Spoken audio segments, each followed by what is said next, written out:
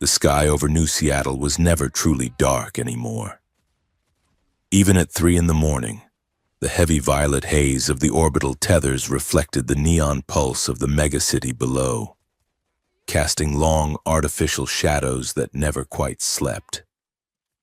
This was Earth in the year 2154, a planet recently folded into the stellar Concord, a galactic alliance that promised prosperity but mostly delivered expensive imports and a lingering sense of inferiority.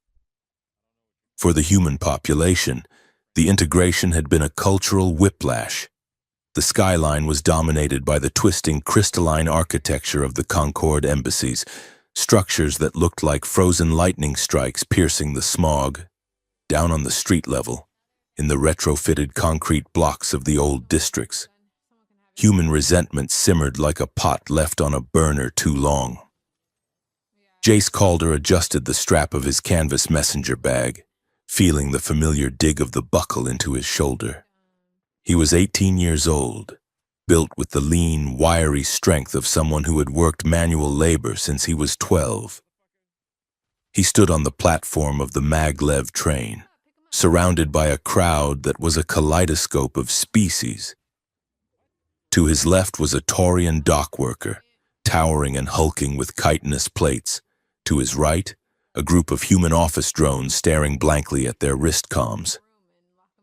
Jace was not heading to a factory or a dock.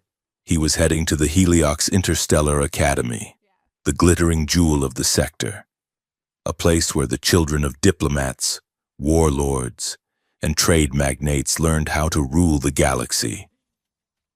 Jace was there on a work-study scholarship, a polite term that meant he scrubbed the atmospheric filters in the engineering wing before his classes started at 8.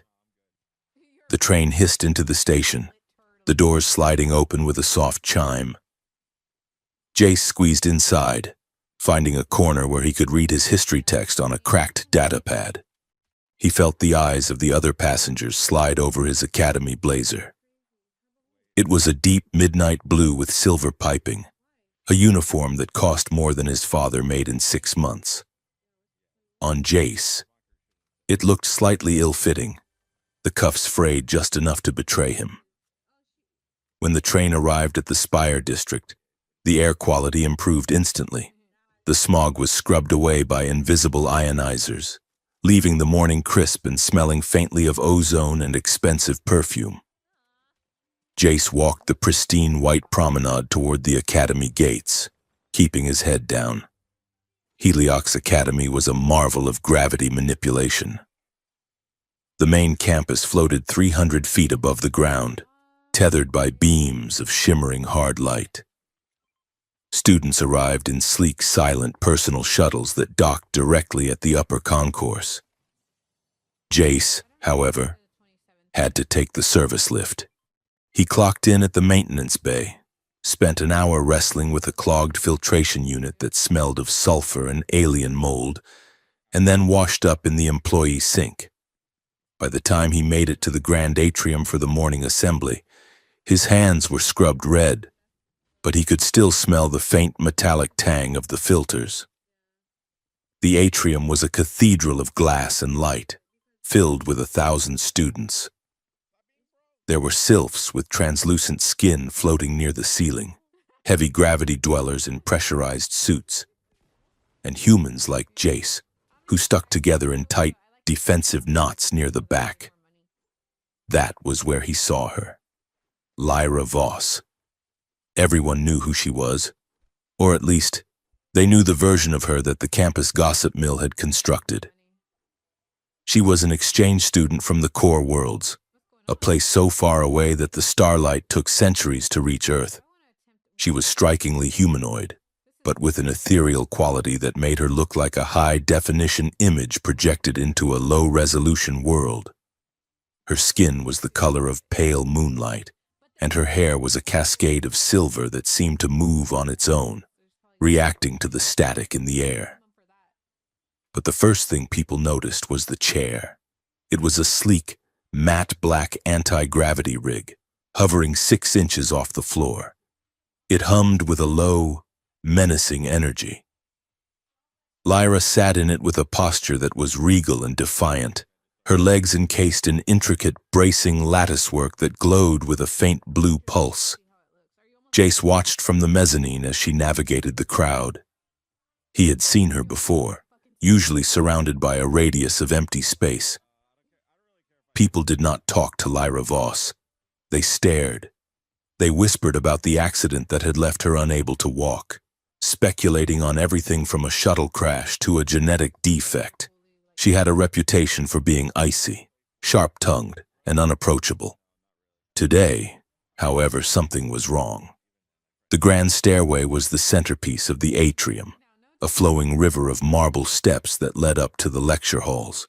Usually, the anti-grav lifts on either side whisked students up, but today, red holographic warning signs barred the lift doors.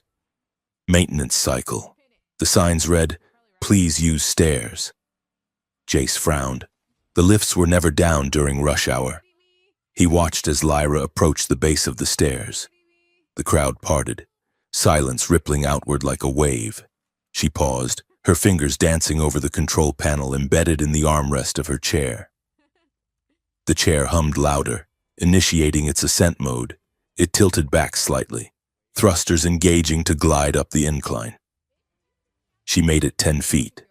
Then, with a sound like a cracking whip, the left thruster sputtered and died.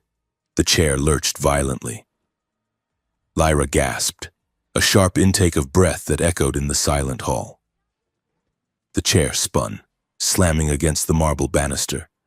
Sparks showered down, sizzling on the polished floor. The anti-grav failed completely, and the heavy metal rig slammed down onto the steps with a bone-jarring crash. She was stranded, tilted at a precarious 45-degree angle, clinging to the armrest to keep from tumbling out. The reaction of the student body was immediate and cruel. They did not laugh, but they did not move. They watched, hundreds of eyes fixed on her humiliation, drinking it in with a mix of pity and morbid curiosity. A few students raised their wrist comms to record. Jace felt a hot spike of anger in his chest. It was not the pity that angered him. It was the stillness. The absolute paralyzed bystander apathy of the elite. He did not think. He moved. Jace vaulted over the railing of the mezzanine, dropping 10 feet to the stair landing below. He landed in a crouch, the impact jarring his knees, and sprinted down the steps 2 at a time. He reached Lyra just as the chair groaned and slipped another inch toward the edge. She looked up at him, her violet eyes wide and blazing with panic. But beneath the panic, there was fury. She looked ready to bite the head off anyone who dared to witness this. "Do not touch me," she snarled, her voice a melodic rasp. "I have it under control." "You are sideways," Jace said, his voice flat and calm. "And your stabilizer is smoking." "I am rebooting the core," she snapped, frantically tapping the dark screen on her armrest. Jace glanced at the smoking vent. The smell of burning ozone was getting stronger. The battery casing was cracked. "It is not going to reboot," he said. He looked up at the top of the stairs and still a daunting 50 feet away. Then he looked back at her. "I am going to carry you." Lyra froze. Her gaze snapped to his face, searching for mockery. She found none. Just a tired-looking human boy with grease under his fingernails and a fraying collar. "You will do no such thing," she said, her voice dropping to a lethal whisper. "I am not a sack of grain to be hauled. I will wait for the maintenance drones." "They will take 20 minutes, Jace said. He gestured to the crowd of gawking students. "Do you want to sit here for 20 minutes while they film you?" Lyra looked at the sea of raised wrist comms. Her jaw tightened, the muscles in her neck straining. A flush of violet color rose in her pale cheeks. She looked back at the smoking chair, then at Jace. The sheer indignity of the choice seemed to physically pain her. "Fine," she spat. "But if you drop me, I will end your bloodline." Understood, Jace said. He stepped closer, moving with deliberate slowness so as not to spook her. He reached out, sliding one arm behind her back and the other under her knees. She was heavier than she looked. The braces on her legs were made of dense, off-world alloy. As he lifted her, she went rigid, her body tense and unyielding. She refused to look at him, staring straight ahead at the distant ceiling. Her arms crossed tightly over her chest as if to create a barrier between them. Jace grunted softly with the effort but found his balance. He turned and began to climb. The silence in the atrium was deafening. The only sounds were Jace's boots striking the marble and the rhythmic harshness of his breathing. 1 step, 2 steps. You have a very inefficient stride, Lyra muttered into the silence. It was barely audible. Jace almost laughed, but he didn't have the breath for it. I will work on that, he wheezed. You are trembling, she observed clinically as they reached the halfway point. Do humans lack stamina, or are you just weak? I spent 2 hours cleaning the intake valves in Sector 4 before breakfast, Jace said, gritting his teeth as his quadriceps burned. And your legs weigh a ton. What are those braces made of? Neutronium? Plasteel and kinetic dampeners, she corrected, though her tone lost a fraction of its edge. And do not complain. You volunteered for this rescue mission. I am regretting it, Jace lied. Good. Suffering builds character. They reached the top of the stairs.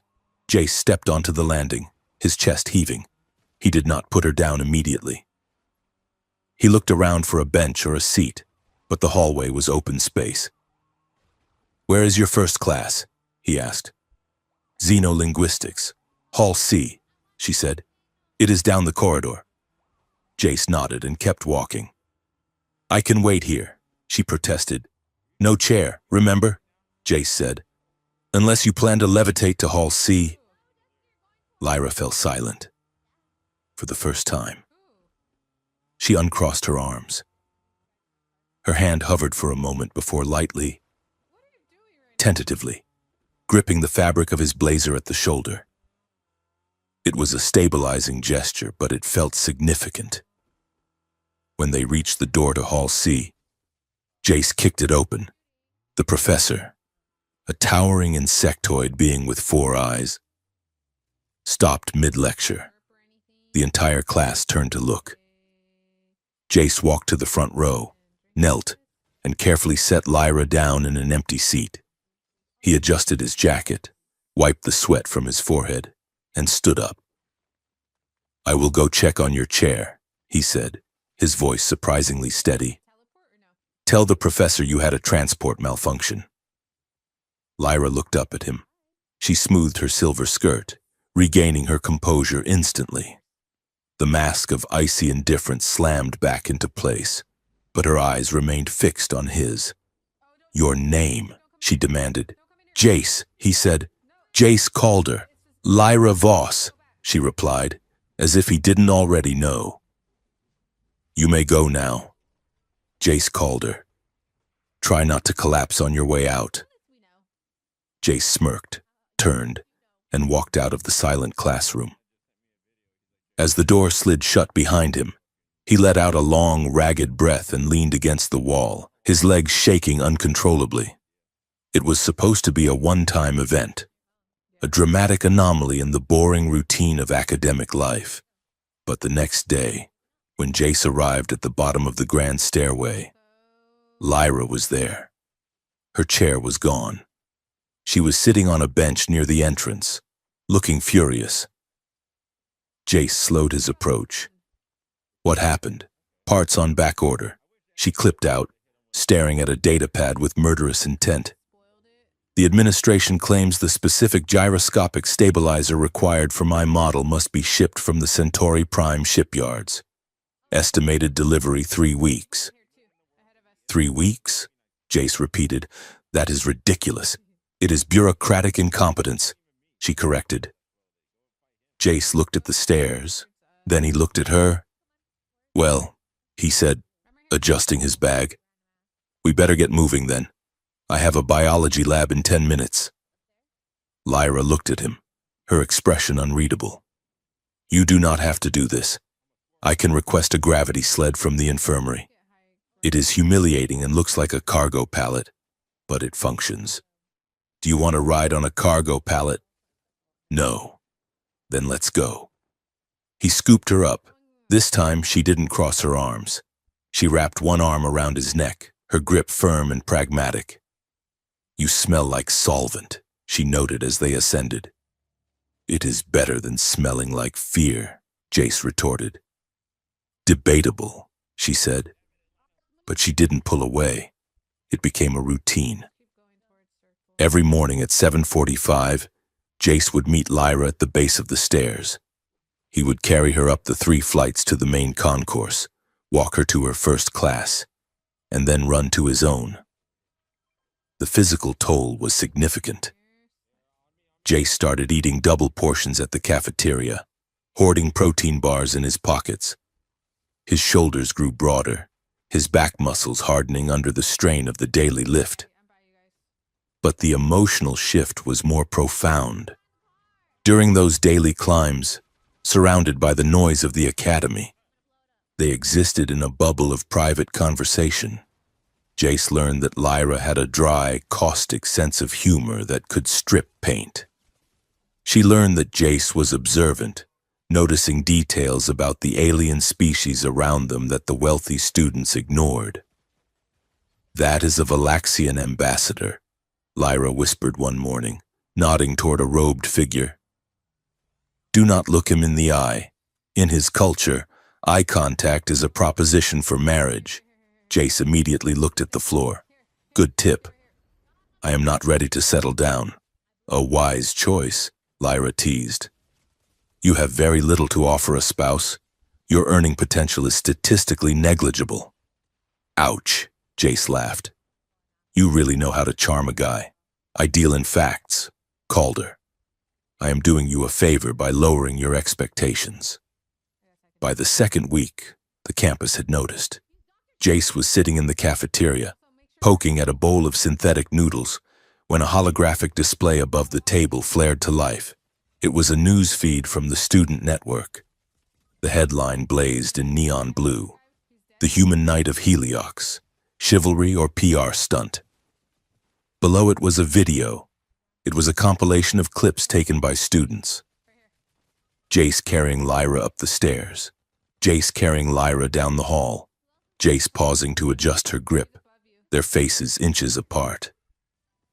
The footage was slowed down, set to sappy, inspirational music that made Jace want to vomit. He groaned and put his head in his hands. Across the cafeteria, he saw Lyra. She was watching the same feed. Her face was pale, her lips pressed into a thin white line. She looked up, locked eyes with him, and shook her head slightly. She looked sick. Later that afternoon, as he carried her to the library, the atmosphere was tense. You saw it, she said. It was not a question. Yeah. Jace grunted. Sorry, I didn't ask for the soundtrack. It is revolting, she hissed. They are reducing you to a servant and me to a prop. The poor, broken alien girl and her noble savage. It makes my skin crawl. Noble savage? Jace raised an eyebrow. That's a bit harsh. I prefer underpaid transportation specialist. Lyra didn't smile. They act like you are saving me, she said quietly, as if my life is so tragic that your basic decency is a miracle. Hey. Jace stopped walking.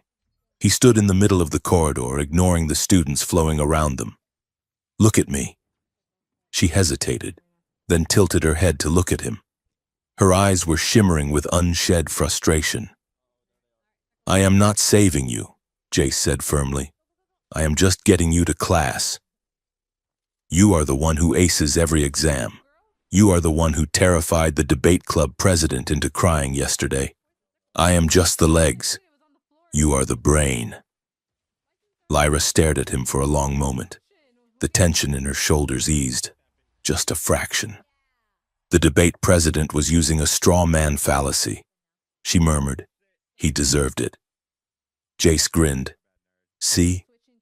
Ruthless. Now, are we going to the library or are we going to stand here until my arms fall off?" "Library," she commanded. "And do not drop me."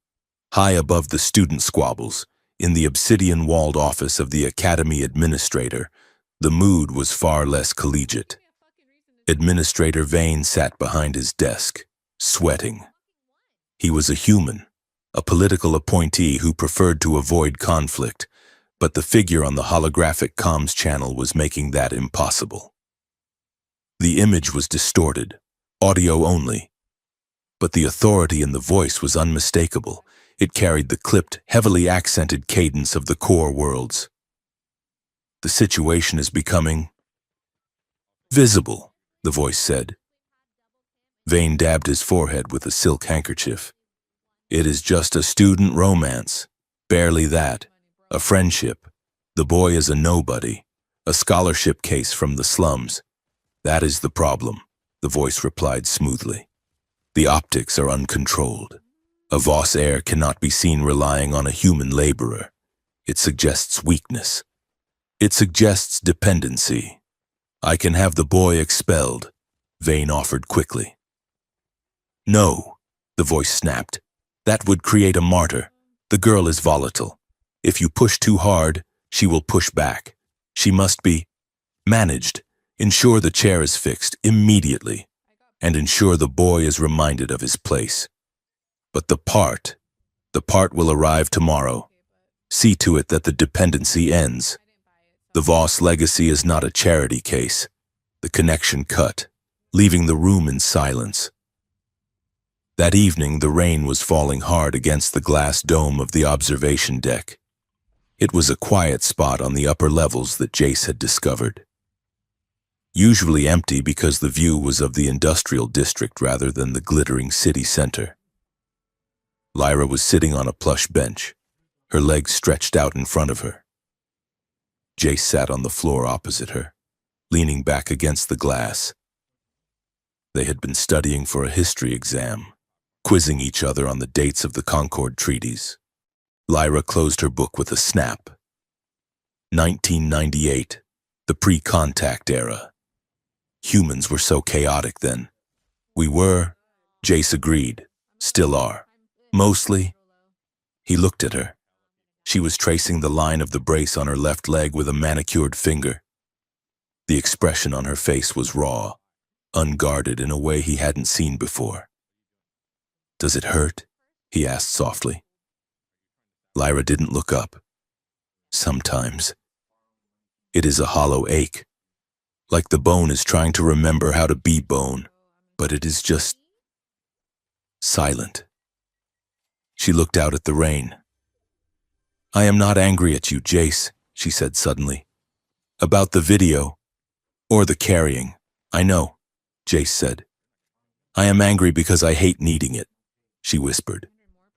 "I hate that my body is a negotiation. I hate that every time I enter a room, I have to calculate the terrain. I used to run, you know. Before. I was fast." Jace watched her. He wanted to say something comforting, something about how she was strong in other ways, but he knew she would hate that. She didn't want platitudes. She wanted to be heard, so he just nodded. "That sucks," he said. "It really sucks."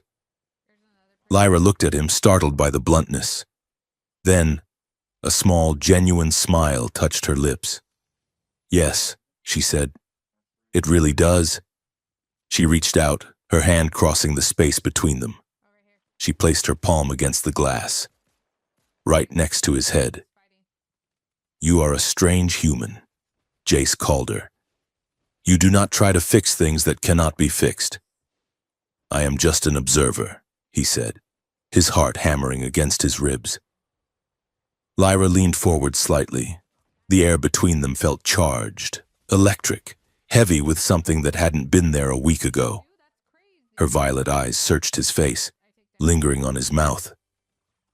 For a second, Jace thought she might kiss him. He held his breath, terrified to move, terrified to break the moment. Then, the chime of the campus curfew echoed through the deck. Lyra pulled back, the mask sliding back into place, though it was thinner now. "We should go," she said softly. Before the security drones do their sweep, Jace stood up and offered her his hands. She took them, and he pulled her up, transitioning smoothly into the carry. She settled against his chest, her head resting in the crook of his shoulder. This time, she didn't say anything about his stride.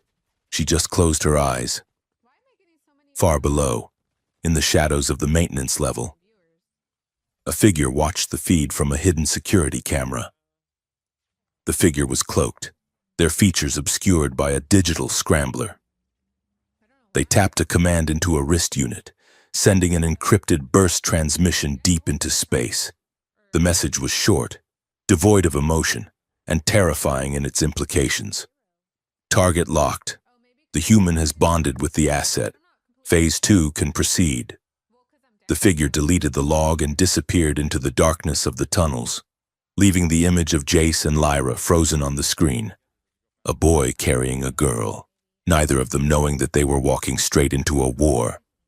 The weeks that followed the incident on the grand stairway fell into a rhythm that was both mundane and extraordinary.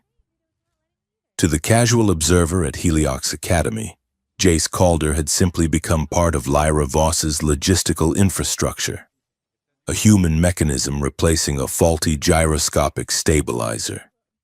But within the bubble of their daily routine, the dynamic was shifting into something far more complex. It started with the food. They were in a private study pod on the edge of the mess hall, a glass-walled bubble overlooking the suspended gardens.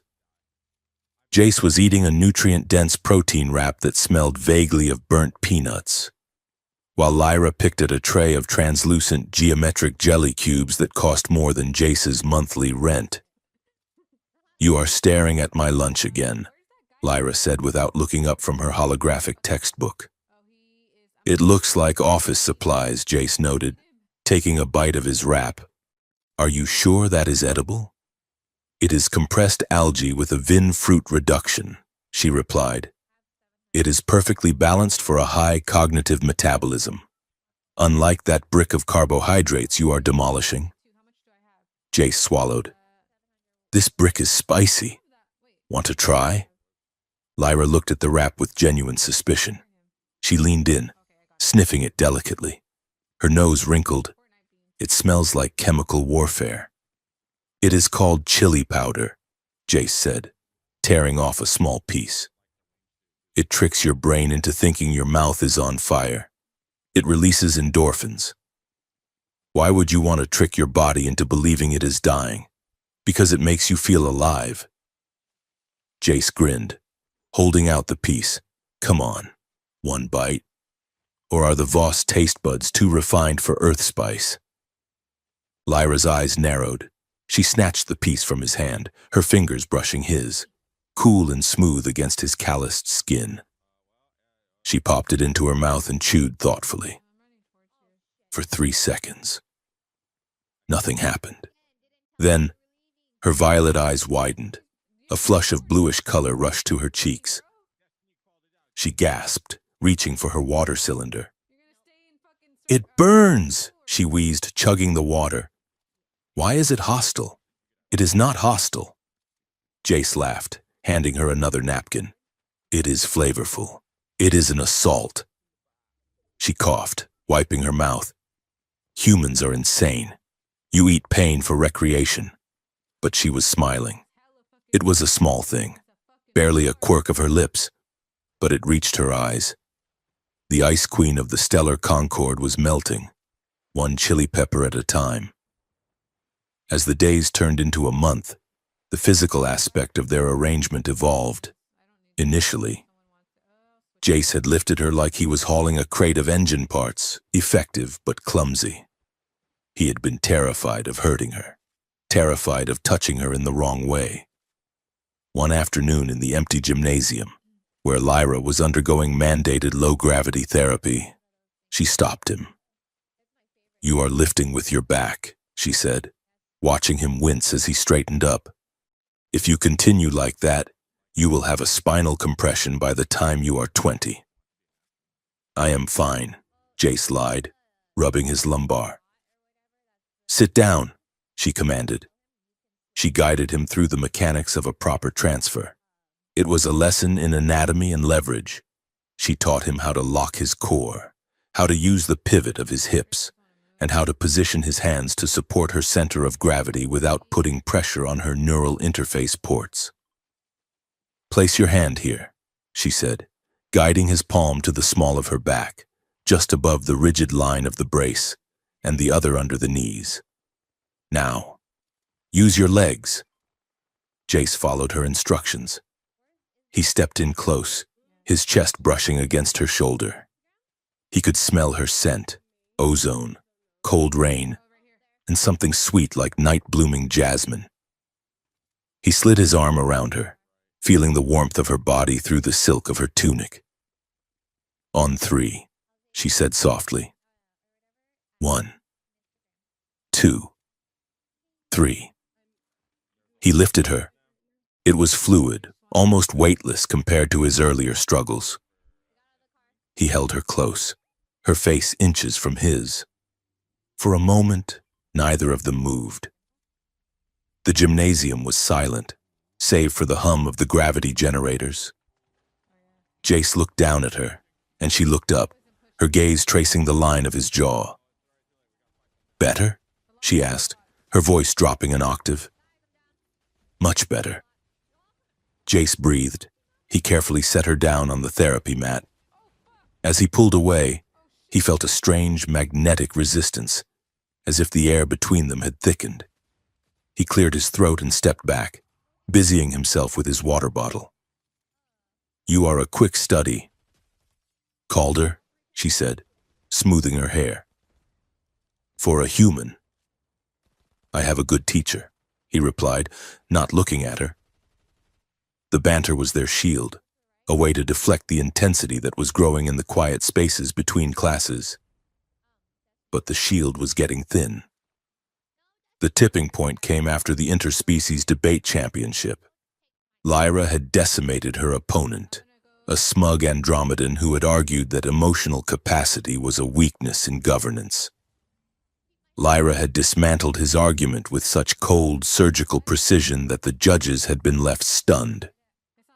She had argued that empathy was the highest form of intelligence, a tactical advantage that allowed a ruler to predict the needs of the populace before they became threats. When the victory was announced, the Heliox team erupted. Jace, standing in the wings of the auditorium, felt a surge of pride that nearly knocked him over. He found her backstage, away from the crowd. She was sitting on a crate, looking exhausted but electric.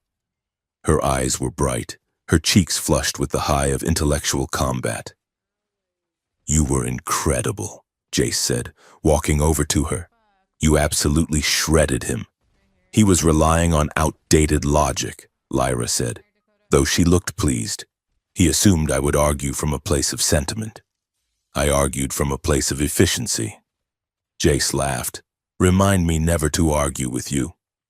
"You argue with me every day about my nutritional intake," she countered. "That is different. That is survival." Lyra looked at him.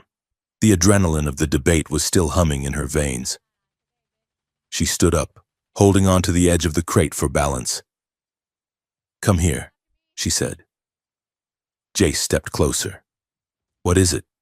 Do you need a lift?" "No," she said. She reached out, grabbing the lapels of his academy blazer, with a strength that surprised him. She pulled him down. She kissed him. It was not a tentative movie romance kiss. It was sharp, deliberate, and tasted of victory. Her lips were cool, but the contact sent a shockwave of heat through Jace's entire system. He froze for a split second, his brain short-circuiting before his instincts took over. He leaned into it, his hands coming up to cup her face, his thumbs brushing her cheekbones.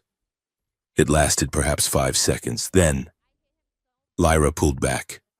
She released his lapels and smoothed the front of his jacket, looking entirely unruffled. "That was adequate," she said. Jace stared at her. His heart was hammering a frantic rhythm against his ribs. He felt dizzy, as if the gravity in the room had suddenly shifted. "Adequate?" he choked out. "The celebratory endorphins required a release," she stated, turning to gather her data pads. "It was a biological impulse. Do not overanalyze it." Calder. She looked over her shoulder at him. Her expression was calm, but there was a flicker of something in her eyes. Panic? Amusement? It was gone before he could read it. "Are we leaving?" she asked. "Or are you going to stand there looking like you have been stunned by a neural whip?" Jace blinked, trying to reboot his higher brain functions. "Right. Leaving?" "Yes." He walked her to the transit station in a daze, the taste of her still on his lips, while she chatted casually about the flaws in the Andromedan socio-economic model. She was acting as if nothing had happened, which only made Jace feel the event more intensely.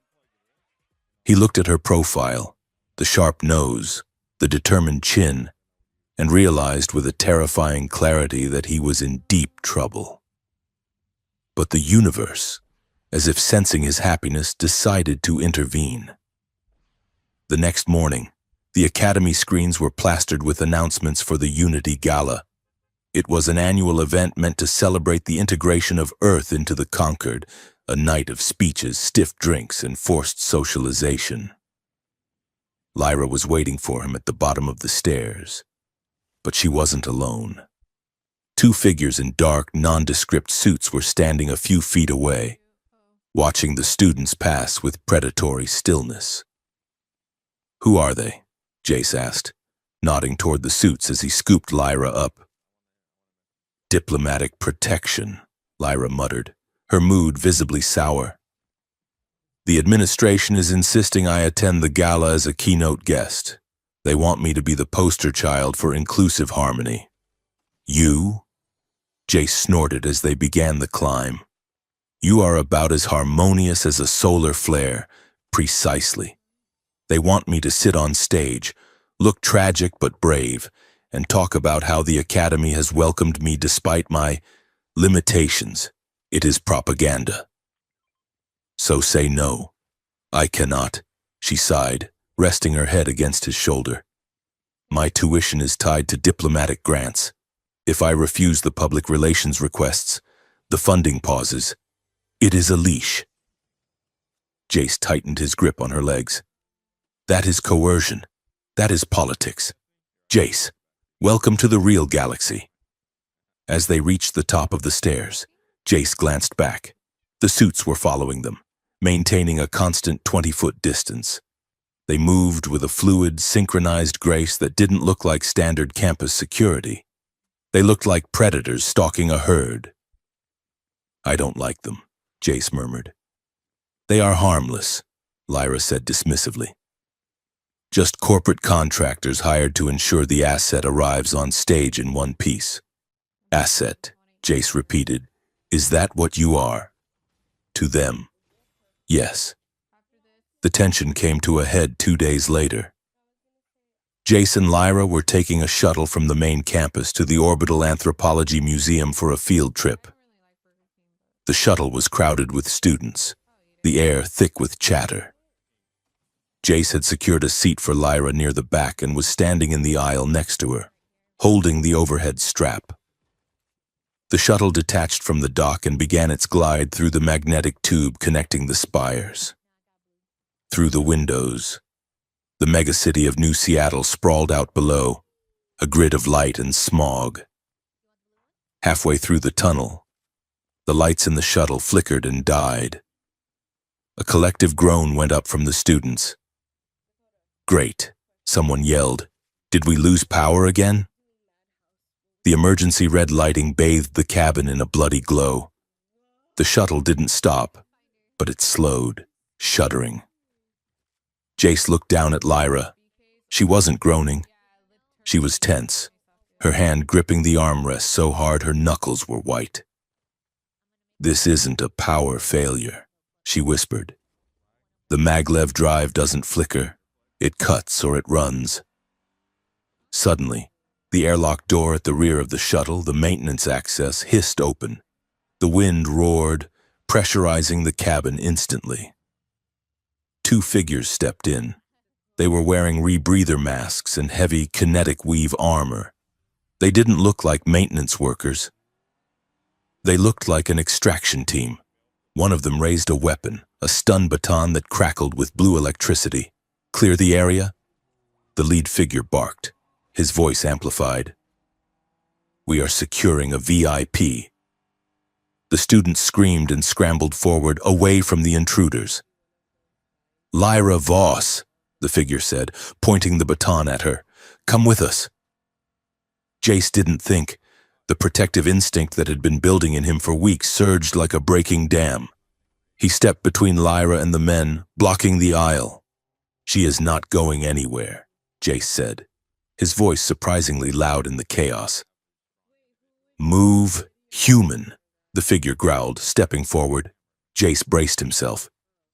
He was a kid from the blocks. He had been in fights before, usually over scrap metal or food rations. He knew he couldn't beat a soldier, but he knew how to be an obstacle. The soldier swung the baton. Jace ducked, the crackling tip missing his head by an inch. He lunged forward, tackling the man around the waist. They crashed into the empty seats, plastic crunching under the impact. The second soldier moved toward Lyra. Jace shouted, struggling to keep his grip on the first man's armor. "Run!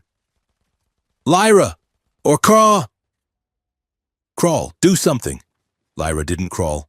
As the second soldier reached for her, aiming to grab her arm, Lyra moved with a speed that defied her condition. She twisted in her seat, her right hand snapping up. On her index finger was a ring, a thick band of obsidian that Jace had assumed was jewelry. She clenched her fist. A concussive pulse of white energy erupted from the ring. It hit the soldier squarely in the chest. There was a sound like a thunderclap inside a tin can. The soldier was lifted off his feet and thrown backward, slamming into the rear bulkhead with a sickening crunch. He slid down the wall and didn't move. Jace, grappling with the first soldier, managed to land a solid punch to the man's throat just as the man raised the baton again. The soldier choked, stumbling back. Lyra aimed the ring again. "Get away from him!" she screamed, her voice feral. The first soldier looked at his unconscious partner, then at the glowing ring on the crippled girl's hand. He assessed the odds, cursed, and grabbed his partner by the drag handle of his vest. He hauled him back through the maintenance lock, hitting the seal override. The door hissed shut. Silence descended on the shuttle. The red lights pulsed. 30 students were staring at Lyra, terror in their eyes. Jace stood up, wiping blood from a split lip. He looked at Lyra. She was trembling, her hands still raised, the ring fading from blinding white to dull black. She looked at Jace, and for the first time, he saw genuine fear in her face. Not fear of the attackers, but fear of him. Fear of what he had just seen. "We need to go," she whispered. "Now." They didn't go back to the dorms. Lyra directed him to a sub-basement in the engineering sector, a place filled with humming pipes and steam vents where the surveillance cameras had been painted over by vandals. She sat on a crate, shaking. Jace found a first aid kit on the wall and sat next to her, dabbing at his lip with an antiseptic wipe. "You have a pulse cannon on your finger," Jace said quietly. "It is a kinetic amplifier," she corrected, her voice brittle. "Standard issue for high-risk diplomatic personnel." "Standard issue?" Jace looked at her. "Lyra. Standard diplomats don't get kidnapped by hit squads in transit tunnels. Standard diplomats don't blast people through bulkheads." She looked away, staring into the dark recesses of the basement. "Who are you?" Jace asked. Really? Lyra took a shaky breath. She pulled her knees up, wrapping her arms around them as if trying to make herself smaller. My mother is Seraphine Voss, she said. Jace frowned. The CEO of Voss Industries? They make toasters and heavy haulers. They are rich, sure, but they do not just make haulers. Jace, Lyra interrupted, turning to look at him with intense, haunted eyes. They make the navigation systems for the entire Concorde fleet. They own the patents on the hyperdrive fuel refinement process. They control the banking algorithms for 3 sectors. My mother is not just a CEO. She is corporate royalty. She hesitated, measuring her words. She owns debt. She owns favors. In the stellar Concorde, governments are just managers. The real power lies with the people who control the supply chain. My mother could starve a planet by changing a shipping schedule. She calls it logistics. The rest of the galaxy calls it empire. Jace sat back, the antiseptic wipe forgotten in his hand. He tried to process this. The girl he carried to class, the girl who ate jelly cubes and argued about history, was the heir to a throne made of money and starlight. So the kidnapping.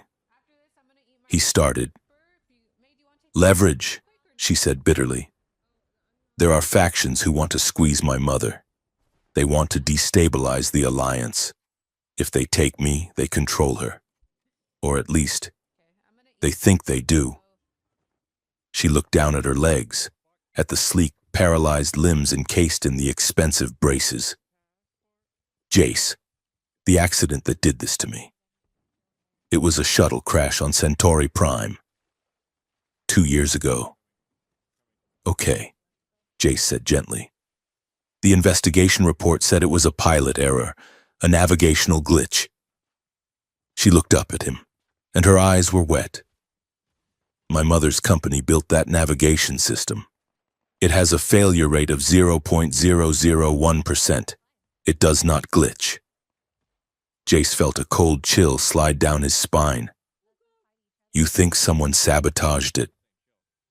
I think someone tried to kill me to send a message to her, Lyra whispered. And they missed. They only broke me instead.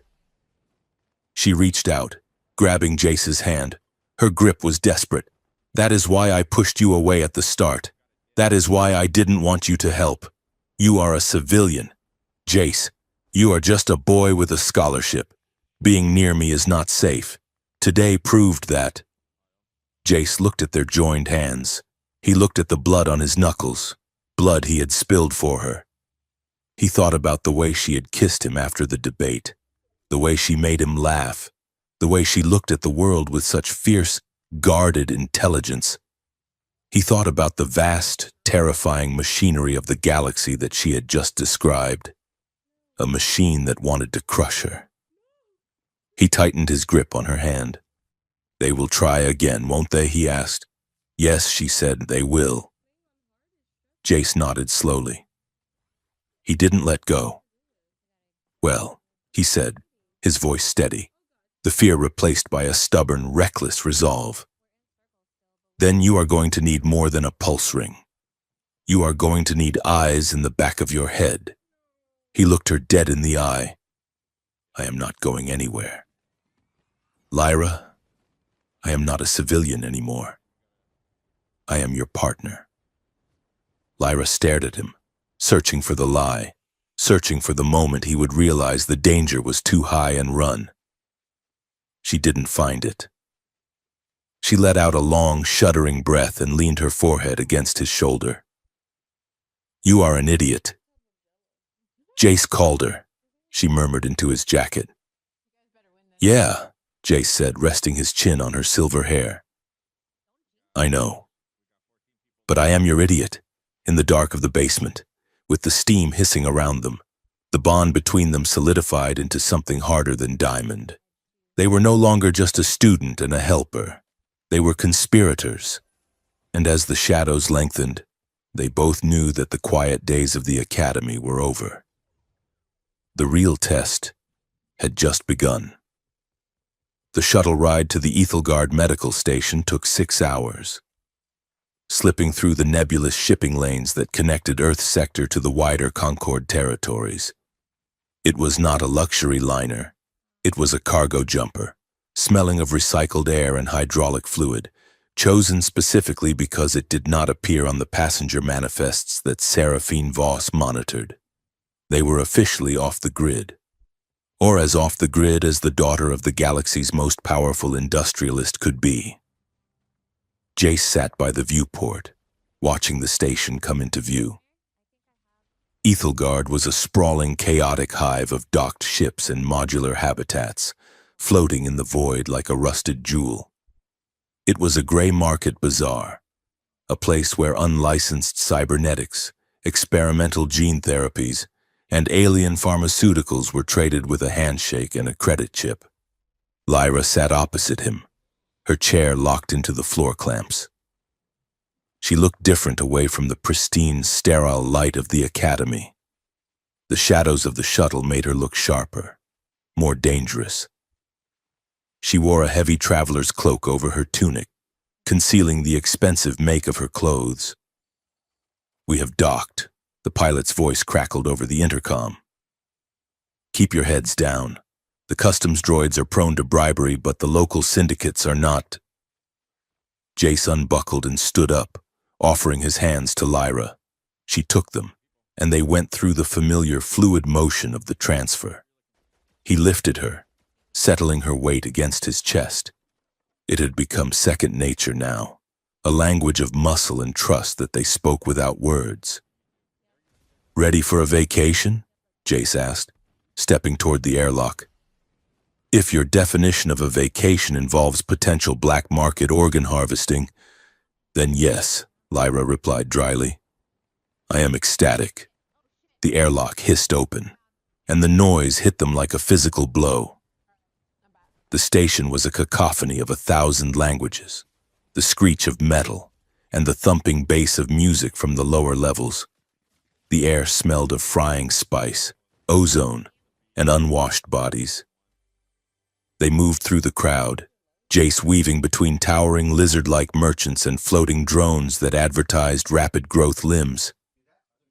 Lyra directed him, whispering instructions into his ear. "Left at the noodle stall," she said. "We are looking for a broker named Kalen. He deals in neuro-interface schematics." As they passed a stall draped in shimmering purple silks, a small, multi-armed creature with large, soulful eyes scuttled out, holding a tray of steaming, bulbous fruits. It chattered excitedly at Jace, waving a fruit in his face. Jace stopped, trying to be polite. "Oh, no thank you, I am not hungry." The creature persisted, making a high-pitched keening sound and pressing the fruit against Jace's arm. It looked heartbroken. "I think he wants me to try it," Jace said, looking at Lyra. "It is rude to refuse, isn't it? On Earth, breaking bread is a sign of peace. Jace, do not—" Lyra started, but Jace had already taken the fruit. He smiled at the creature and took a large bite. The flavor was explosive, sweet, then sour, then intensely soapy. Jace swallowed, smiling bravely. "It is interesting," he managed.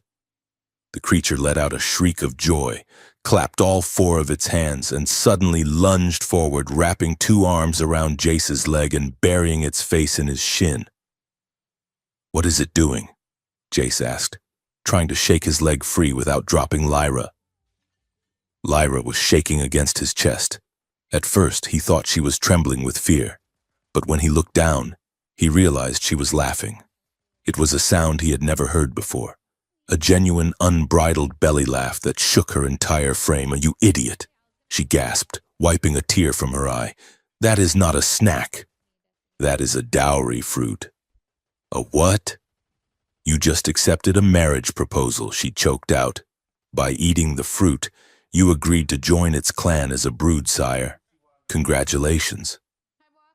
"Jace, you are going to be a father to 300 larvae." Jace froze. The creature was now purring against his ankle. "Tell it I am taken," Jace hissed, panic rising in his voice. "Tell it I am already betrothed." Lyra laughed harder, burying her face in his shoulder. "I cannot. It is binding law in this sector, and you have to buy your way out of the contract. Give it your watch." "My watch? It was my grandfather's. Do you want the watch or the larvae?" "Jace," Jace groaned.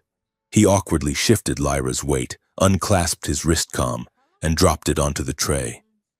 The creature looked at the watch, squealed again, released his leg, and scuttled back into the stall, slamming the shutters. Jace stood there, watchless and tasting soap. "We are never speaking of this," he said. Lyra looked up at him, her face flushed and radiant with mirth. The shadows were gone from her eyes. For a moment, she wasn't the crippled heir to a galactic empire. She was just a girl on a terrible date. "I am going to put that in my memoirs," she promised. Chapter 4. The Human Who Almost Married an Arthropod. Jace rolled his eyes, but as he adjusted his grip on her, he felt a warmth spread through his chest that had nothing to do with embarrassment. She was happy. Even here, in the armpit of the galaxy, she was happy. They found a room in the upper residential ring, a capsule suite that was barely larger than a closet. It had a single viewport looking out at the stars, a small sanitation unit, and a bed that folded out of the wall. It was tight, intimate. Jace set Lyra down on the edge of the bed. She leaned back against the wall, watching him as he secured the door lock and scanned the room for bugs, a trick she had taught him on the shuttle. "Clear," he said, tossing the scanner on the small table. He sat down on the floor, stretching his legs out. The adrenaline of the journey was fading, replaced by a quiet, heavy atmosphere. The laughter from the market had evaporated, leaving behind a raw, exposed feeling. "Jace," Lyra said softly. He looked up.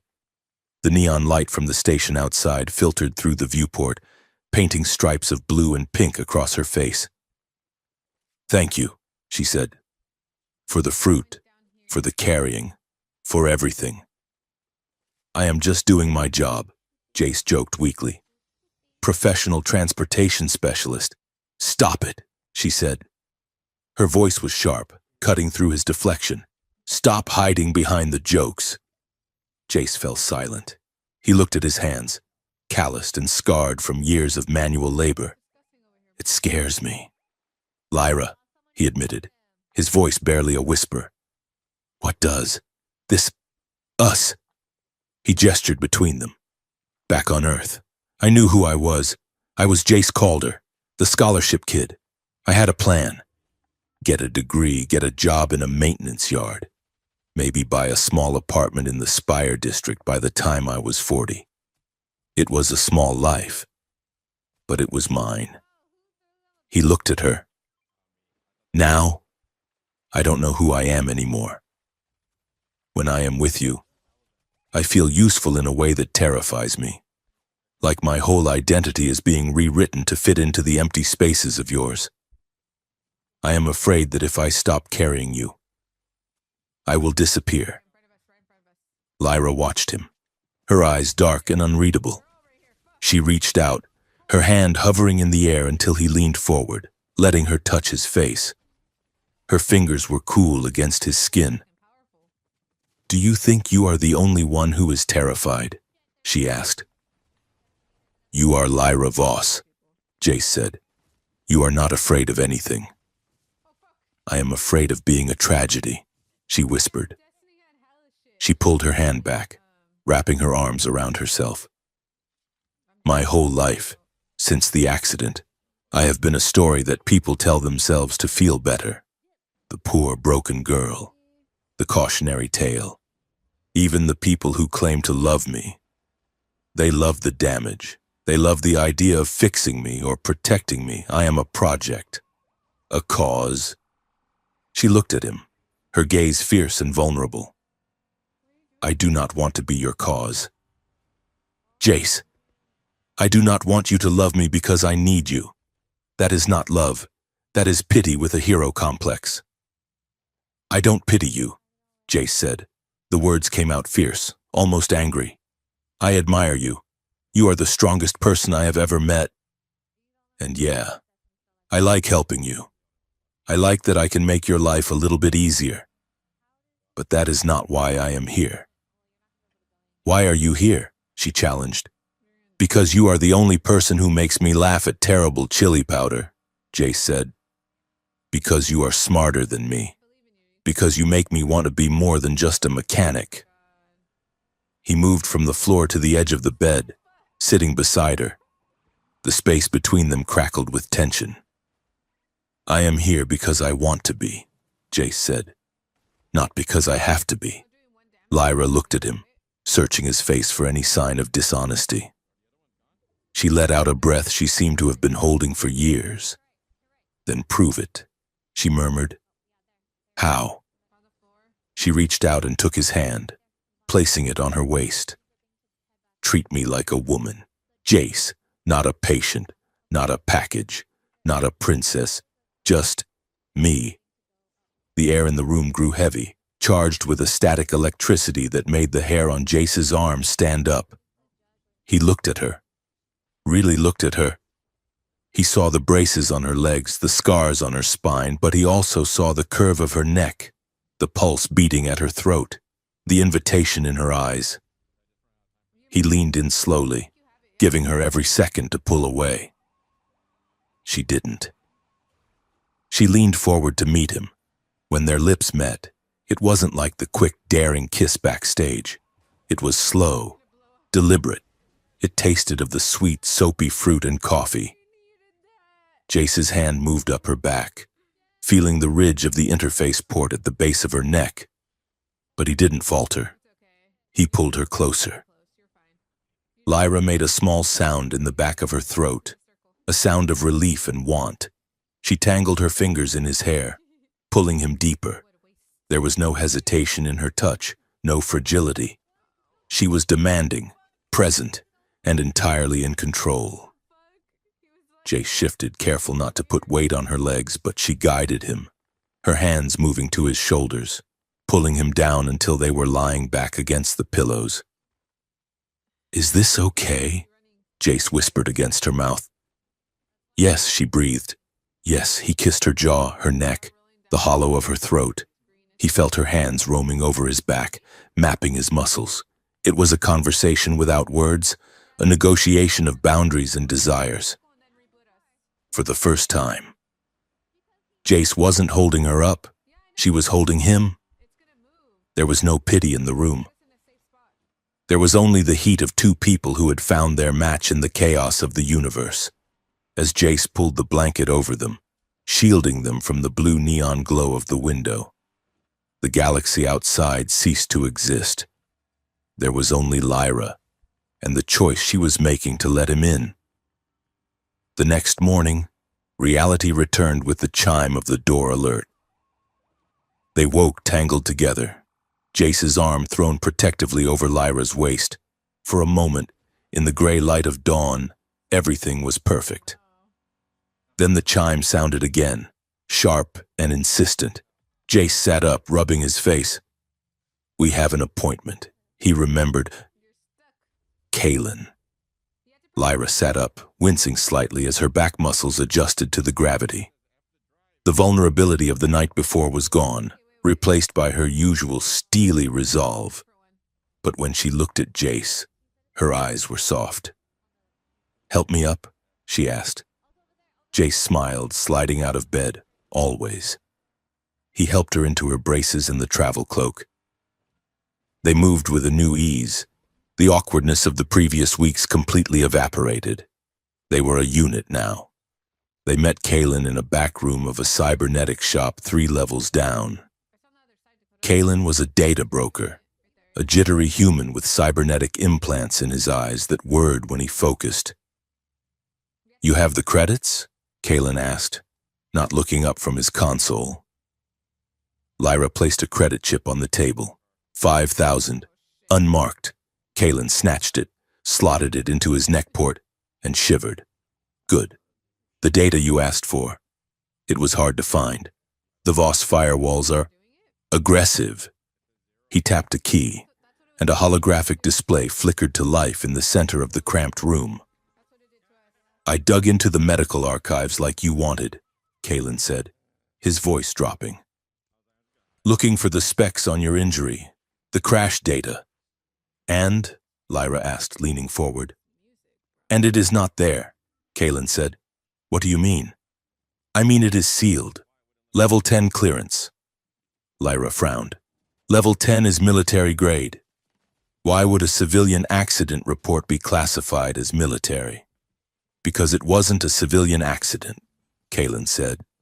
He swiped his hand, and a new set of files appeared. These were not medical records. They were shipping manifests. Cargo logs. Look at this. Kalen pointed. The shuttle you were on. It wasn't just carrying passengers. It was carrying a prototype guidance system for a kinetic bombardment array. Lyra went pale. That is illegal. The Concord Treaty bans orbital kinetic weapons. Yeah, Kalen said, but someone is building them anyway. And they are using Voss supply lines to move the parts. He swiped again. A map of the sector appeared. Earth was highlighted in red. There is a faction within the Concord, Kalen explained. They are called the Aegis Protocol. They believe the peace is fragile. They want to remilitarize the Rim worlds, use Earth as a staging ground, a fortress. They were moving the tech to Earth using your mother's ships. And the crash? Jace asked. Sabotage, Kalen confirmed. But not to kill you. To destroy the prototype before it could be inspected by Concord auditors. You were just collateral damage. Lyra stared at the map. Her hands were shaking. My mother. She knows? Kalen hesitated. Then he tapped a final file. It opened. It was a medical authorization form. The form that sealed Lyra's medical records. The form that classified the incident as a top-secret asset recovery. At the bottom of the form was a digital signature, a complex, flowing seal that Lyra knew better than her own face.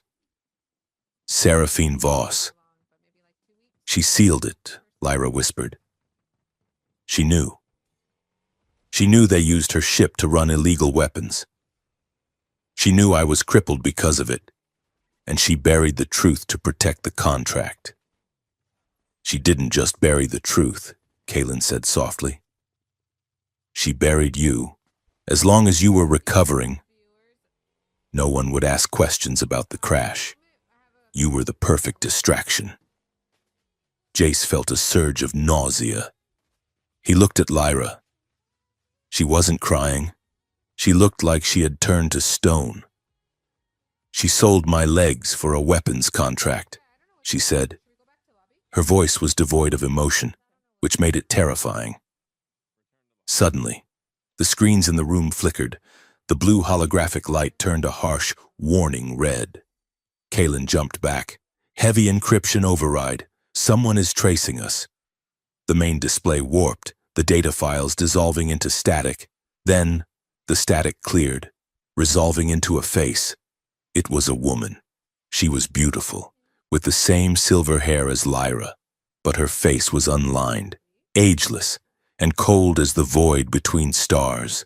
Her eyes were violet, but they held no warmth. Seraphine Voss.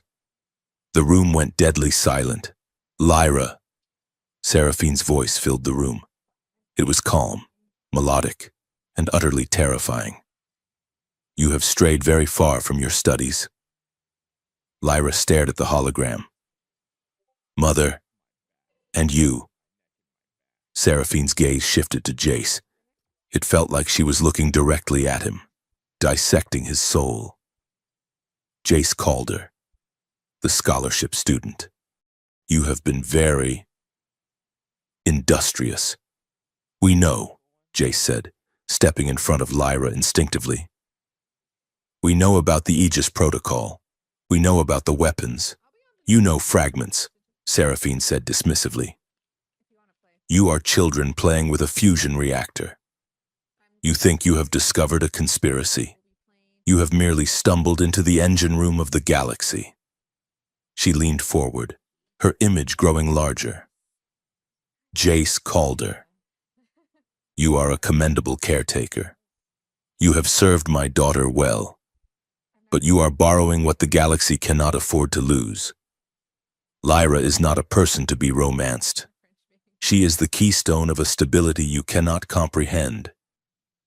She is your daughter. Jace shouted. Not a keystone. She is a Voss, Seraphine corrected, and it is time she returned to her duties. The hologram turned back to Lyra. A retrieval team is en route.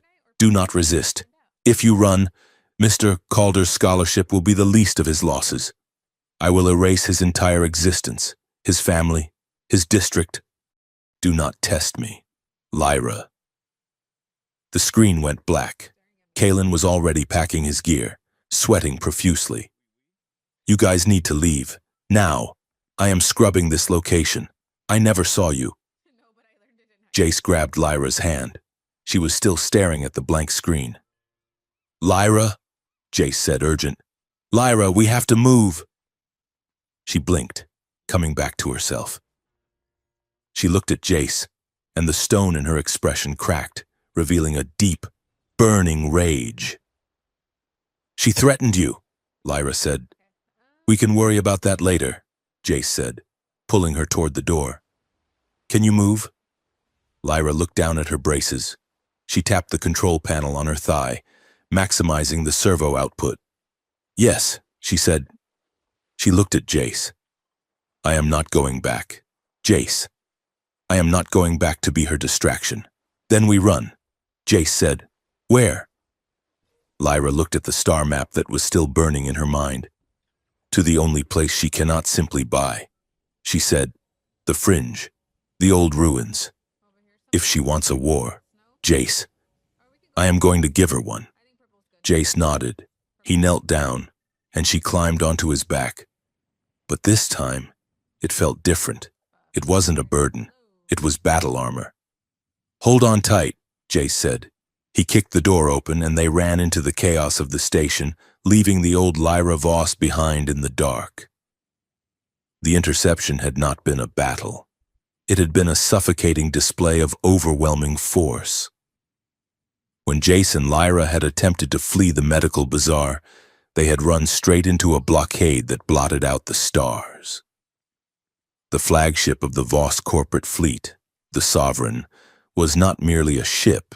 It was a floating continent of white alloy and gold shielding, a testament to wealth so vast it bent the economy of the sector around it like gravity. Now, they were guests, prisoners in silk, Jace thought as he adjusted the collar of the formal tunic he had been gifted by a valet drone. The fabric was midnight blue, stiff with embroidery, and cost more than the entire maintenance budget of the Heliox Academy. He stood on the observation balcony of their guest suite, looking out at the hangar bay below. It was vast enough to hold a small city. Rows of interceptors, heavy haulers, and diplomatic shuttles sat in pristine formation. Lyra rolled up beside him. Her chair had been repaired by the ship's engineers within an hour of their arrival. It hummed with a smooth, terrifying perfection. The scratches from the academy, the dent from the grand stairway, all gone. She looked brand new, and she hated it. She is playing the benevolent host, Lyra said, her voice tight. She wants you to be impressed. She wants you to feel small. It is working, Jace admitted, turning to look at her. Lyra, this ship, it is bigger than New Seattle. It is a sovereign territory, Lyra said. Technically, we are not in the Conquered anymore. We are in Voss jurisdiction, her laws, her gravity. The door to the suite chimed. A protocol droid floated in. Madame Voss requests your presence at the grand reception, the droid intoned. Dinner will be served in the Obsidian Hall. Lyra looked at Jace. Her face was pale, but her eyes were hard flint. "Do not eat anything unless I eat it first," she warned him, "and try not to insult the ambassadors." "I will do my best," Jace said, offering her his arm, but no promises. The obsidian hall was a cavern of black glass and floating chandeliers that burned with actual starfire. The guests were a who's who of galactic power, senators from the core worlds, trade barons with diamond skin, and admirals dripping with medals. When Jace and Lyra entered, the conversation stopped. 500 pairs of eyes turned to watch them. Seraphine Voss stood at the head of the room. She wore a gown of shifting liquid metal that flowed over her form like mercury. She looked regal, maternal, and utterly dangerous. She glided toward them, her arms open. "Lyra," she said, her voice warm and projecting to the back of the room. "And Mr. Calder. I am so relieved my security team was able to extract you from that dreadful station before the local gangs became aggressive." She was rewriting history in real time. The kidnapping attempt, the threats, all erased. Now, she was the savior. "Thank you for the hospitality." "Mother," Lyra said, her tone matching Seraphine's smoothness perfectly, though Jace and I were managing quite well. Seraphine smiled, a gesture that didn't reach her violet eyes. Youthful confidence is a gift, but the galaxy is a dangerous place for the unprotected. She turned to Jace, placing a hand on his shoulder. It felt heavy, like a yoke. "Come. You must be hungry. I have seated you next to the High Minister of Agriculture for the Outer Rim. He is very interested in Earth's potential." The dinner was a minefield. The table was 30 feet long, floating in a gravity field. The cutlery consisted of 12 different instruments, some of which vibrated. Jace sat stiffly, staring at the array. A bowl of blue, writhing soup was placed in front of him. He reached for a 3-pronged fork. "Not that one." Lyra's voice buzzed in his earpiece. "That is for spearing crustaceans. Use the sonic spoon on the far left. If you use the fork, you will puncture the bowl's containment field and the soup will float into the High Minister's face." Jace froze, his hand hovering. He slowly moved his hand to the left and picked up the spoon. He glanced at Lyra across the table. She winked, a tiny, rebellious gesture. The High Minister, a slug-like creature with moist skin, leaned toward Jace. "So," he burbled, "you are the human who has captured the Voss heir's attention. Tell me, does your species understand the concept of yield optimization?" "I study engineering," Jace managed. "Excellent," the minister said. "Earth has so much arable land wasted on residential zones. If we raised the old cities, we could increase grain production by 40%. Jace choked on his soup. "You want to raise the cities?" "Efficiency." "Dear boy," the minister said, "the Concord needs food. Earth needs purpose. It is a fair trade." Jace looked at Seraphine at the head of the table. She was watching him, sipping a glass of nectar. She was showing him the future she had planned for his home. A farm. A resource. Halfway through the meal, Seraphine tapped her glass. The sound rang clear as a bell, silencing the room. "Distinguished guests," she began, standing up. "We are gathered here to celebrate stability. The Voss Consortium has always prioritized the seamless flow of commerce and peace." She gestured to Lyra. "My daughter has been studying on Earth to understand the needs of our newest member world, and I am moved by what she has reported. The poverty, the struggle for education." Seraphine paused for effect. "Therefore, I am announcing a new initiative. The Voss Foundation will grant 50 billion credits to the Earth Education Council. We will rebuild every school, every university, every library on the planet. A gasp went through the room. 50 billion was an astronomical sum.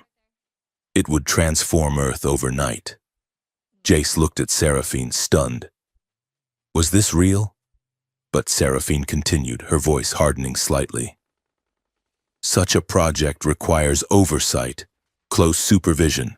Therefore, Lyra will be withdrawing from the Heliox Academy to return to the core worlds, where she will direct this fund from the safety of the family estate. The trap snapped shut. It was a bribe, a golden, beautiful bribe. Seraphine was buying Lyra's obedience with the salvation of Jace's planet. If Lyra refused, she wasn't just defying her mother, she was denying Earth billions of credits. She would be the villain who stole her own people's future. All eyes turned to Lyra. The room waited for the gracious acceptance speech. Lyra sat motionless in her chair. She looked at Jace. She saw the shock on his face, the realization of what that money could do for kids like him. Kids who scrubbed filters to pay for books. Then she looked at her mother. No, Lyra said. The word hung in the air, heavy and absolute. Excuse me? Seraphine said, her smile freezing. I said no, Lyra repeated, her voice rising, projecting with the training of a diplomat. I will not return to the core worlds, and I will not allow you to use Earth's poverty as a bargaining chip for my autonomy. A murmur of shock rippled through the guests. A daughter defying a matriarch in public was unheard of in high society. Lyra, Seraphine said, her voice dropping to a dangerous purr. You are tired. My injury is fine, Lyra interrupted, slamming her hand on the table. But your logic is flawed. You are not offering charity. You are buying silence. You want me to come home so I cannot ask why Voss ships are transporting illegal kinetic weapons to the outer rim. The silence that followed was absolute. The High Minister dropped his spoon. Seraphine did not flinch. She stared at her daughter with the cold detachment of a reptile. I think, Seraphine said softly, that the excitement has been too much for our guests. She signaled to the guards. Escort Mr. Calder to the viewing deck. I wish to speak with my daughter. Alone. Jace was not escorted, he was marched. 2 armored guards flanked him as they left the hall, guiding him not to his room but to a private observation deck on the upper hull. They left him there, locking the door. The deck was dark, lit only by the starlight and the holographic displays lining the walls. Seraphine entered a moment later. She had shed the gracious hostess persona. She looked tired, annoyed, and terrifyingly practical. You have ruined her manners. Mr. Calder, she said, walking to the window. She is not a doll, Jace said, finding his courage. She is a person. She is an investment, Seraphine corrected. She waved her hand, and the holographic walls flared to life. Jace stepped back. The room was suddenly filled with a 3-dimensional map of the galaxy. It was a web of glowing lines, trade routes, shipping lanes, communication nodes. You look at this and you see stars, Seraphine said. I see flow.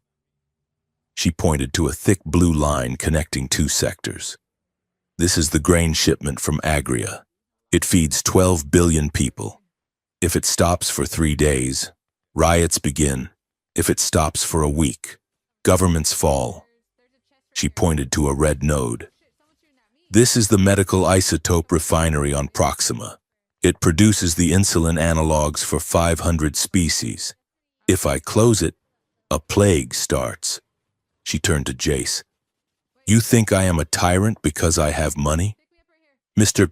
Calder, money is irrelevant. I own the logistics of survival. I own the patent on the air scrubbers that keep your precious Earth from suffocating. I own the defense AIs that prevent the warlords from glassing your cities. She stepped closer to him. This is not tyranny. This is stability. The galaxy is a chaotic, violent place. I keep the lights on. I keep the food moving. And to do that, I need absolute control. I cannot have rogue elements. I cannot have my daughter asking questions that destabilize the markets. She loves you, Jace said. Or she wants to. She is naive, Seraphine snapped. She believes in choice. Choice is a luxury for the unimportant. People like us, we have duty. She swiped the map away. And you, Mr. Calder, are a variable I can no longer tolerate. She tapped a command on her wrist. A screen descended from the ceiling. Watch, she commanded. Jace watched. It was a news feed. Breaking news flashed in red. The video showed a figure in a hooded jacket moving through the maintenance tunnels of the Heliox Academy. The figure knelt by a power coupling and attached a device. The figure turned. It was Jace. It wasn't him, of course. It was a deep fake, a digital puppet wearing his face, but it was perfect. The scowl, the way he walked, the specific way he held his tools. The video cut to an explosion rocking the Academy engineering wing. Terrorist plot uncovered. The news anchor announced, Jace Calder, human scholarship student, identified as radical extremist affiliated with anti-Concord separatists. Jace stared at the screen, horror washing over him. That isn't true. I never did that. It does not matter what is true, Seraphine said calmly. It matters what is seen. This footage is currently being broadcast to every news outlet in the sector. You are now a wanted fugitive, a terrorist who seduced a vulnerable heiress to infiltrate the elite. She looked at him with pity. You have no home to go back to. Jace, Earth will disown you to avoid sanctions. The Academy has already expelled you. You are alone. Jace felt his knees shake. He leaned against the wall for support. Why? He whispered. Why go to this trouble? Just kill me. Because Lyra would never forgive a murder, Seraphine said. But if you are a monster, if you used her, then she will return to me for protection. She will come home to be safe from the man who betrayed her. You are sick, Jace spat. I am a mother protecting her child from a bad influence. Seraphine said. Suddenly, an alarm blared on her wrist comm. She frowned, tapping the screen. Her face changed. The cool mask cracked. What did she do? Seraphine hissed. Jace didn't wait to find out. As Seraphine turned toward the door, distracted, Jace grabbed a heavy decorative sculpture, a bust of some long-dead Voss ancestor, and swung it. He didn't hit her. He hit the control panel for the door. Sparks showered down. The lock disengaged with a groan. Jace shoved past Seraphine, who was shouting commands into her comms, and sprinted into the corridor. He had to get to Lyra. The ship was on alert. Red lights pulsed.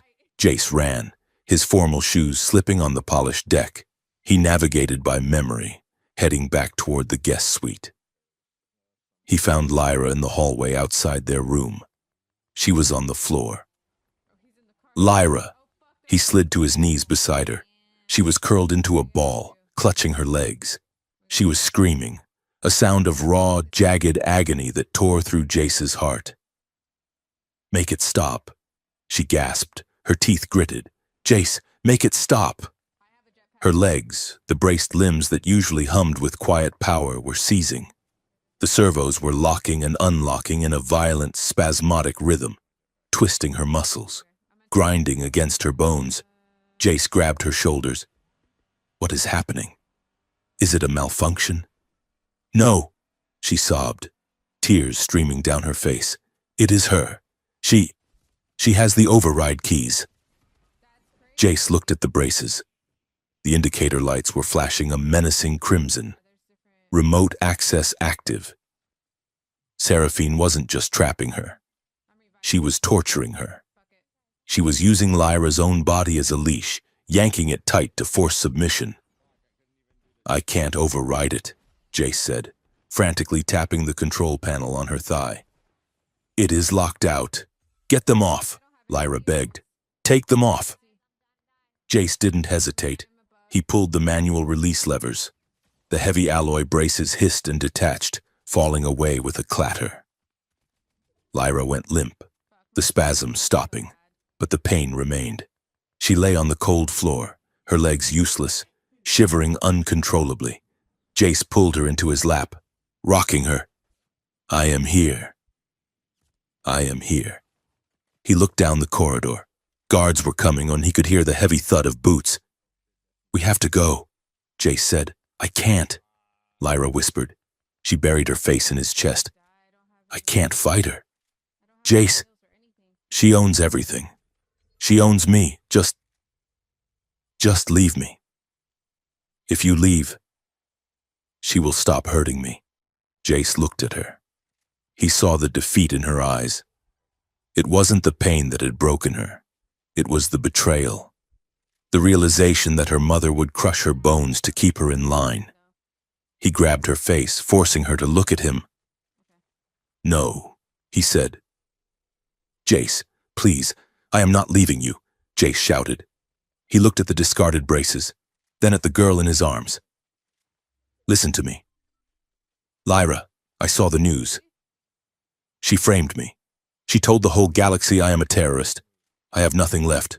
No school, no home, no future." Lyra's eyes widened. "She did what?" "She burned my life to the ground to get to you," Jace said, his voice trembling with rage. "But she made a mistake. She thinks I am just a hero. She thinks I am trying to save you." He leaned his forehead against hers. "I am not your hero, Lyra. I am done being the knight. I am your partner. And partners do not leave each other behind in the dirt." He stood up, scooping her into his arms. "She took your legs? Fine. You can use mine. She took my reputation? Fine. We will make a new one. But we are leaving this ship together." Lyra looked at him. She saw the fire in his eyes, not the polite, careful boy from the academy, but a man who had nothing left to lose but her. She reached up, wrapping her arms around his neck. Her grip was weak, but it was there. "The hangar," she whispered. "The diplomatic shuttle. It has an independent hyperdrive." Jace grinned, a wild, reckless expression. "Now you are talking." They moved through the ship like ghosts. Jace knew he couldn't outrun the guards, so he didn't try. He used the ventilation shafts. It was a nightmare. The shafts were tight, hot, and smelled of ozone. Jace had to crawl, dragging Lyra behind him on a makeshift sled he had fashioned from a maintenance panel. Every meter was a struggle. His tuxedo was torn, his knees bleeding. Lyra, despite the lingering pain, was calling out directions. "Left at the junction," she whispered. "That leads to the waste disposal chutes. We can bypass the security checkpoints." They dropped out of a ceiling vent directly into the hangar bay. The diplomatic shuttle, a sleek, silver dart, was 50 yards away. But standing between them and the ship was Seraphine Voss. She was flanked by a dozen guards with rifles raised. She didn't look angry anymore. She looked disappointed. "It is over." "Jace," she called out, her voice amplified by the hangar acoustics, and put her down. "Do not make this a tragedy." Jace stood up, holding Lyra in his arms. He was covered in grease and sweat. He looked at the most powerful woman in the galaxy and didn't blink. "Lyra?" Jace asked quietly. Lyra looked at her mother. She saw the woman who had birthed her, the woman who had built an empire for her, the woman who had crippled her. "I am choosing mother," Lyra said, her voice clear and carrying across the silence. Seraphine stepped forward. "You are choosing pain. You are choosing a fugitive's life." "I am choosing my own life," Lyra said. "Even if it is broken, even if it is hard, it is mine." She looked at Jace, Run! Jace didn't need to be told twice. He bolted. Fire! Seraphine screamed. Set phasers to stun, the air filled with blue beams of energy. Jace zigzagged, weaving between the cargo crates. He could hear the sizzle of ozone as shots missed him by inches. He reached the shuttle ramp. The sensors recognized Lyra's biometric signature, the one thing Seraphine hadn't been able to revoke yet. The ramp hissed down. Jace threw himself inside, rolling to protect Lyra. He scrambled to the cockpit, dumping her into the co-pilot seat. "Can you fly this?" he yelled, slamming his hand on the door seal. Lyra's hands flew across the console. "I hacked the navigation computer when I was 12. Strap in." The shuttle engines roared to life. The clamps disengaged. Outside, the heavy blast doors of the hangar began to close. Seraphine was sealing them in. "Hold on!" Lyra shouted. She jammed the throttle forward. The shuttle surged, lifting off the deck. She didn't aim for the open space. She aimed for the closing gap in the doors. "We are not going to fit," Jace screamed. "We will fit," Lyra yelled back. The shuttle shot forward when the gap was narrowing. 10 feet. 5 feet. With a screech of tearing metal, the shuttle scraped through. The wingtips sheared off the paint, sparks showering the void. They punched through into the vacuum of space. "Jump!" Lyra commanded, and she hit the hyperdrive. The stars outside the viewport elongated into streaks of white fire. The massive bulk of the Sovereign vanished, left behind in the silent dark.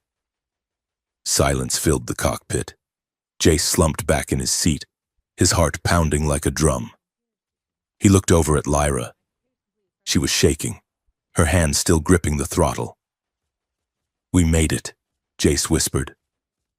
Lyra looked at the display. "We are alive," she said, "but we are not free."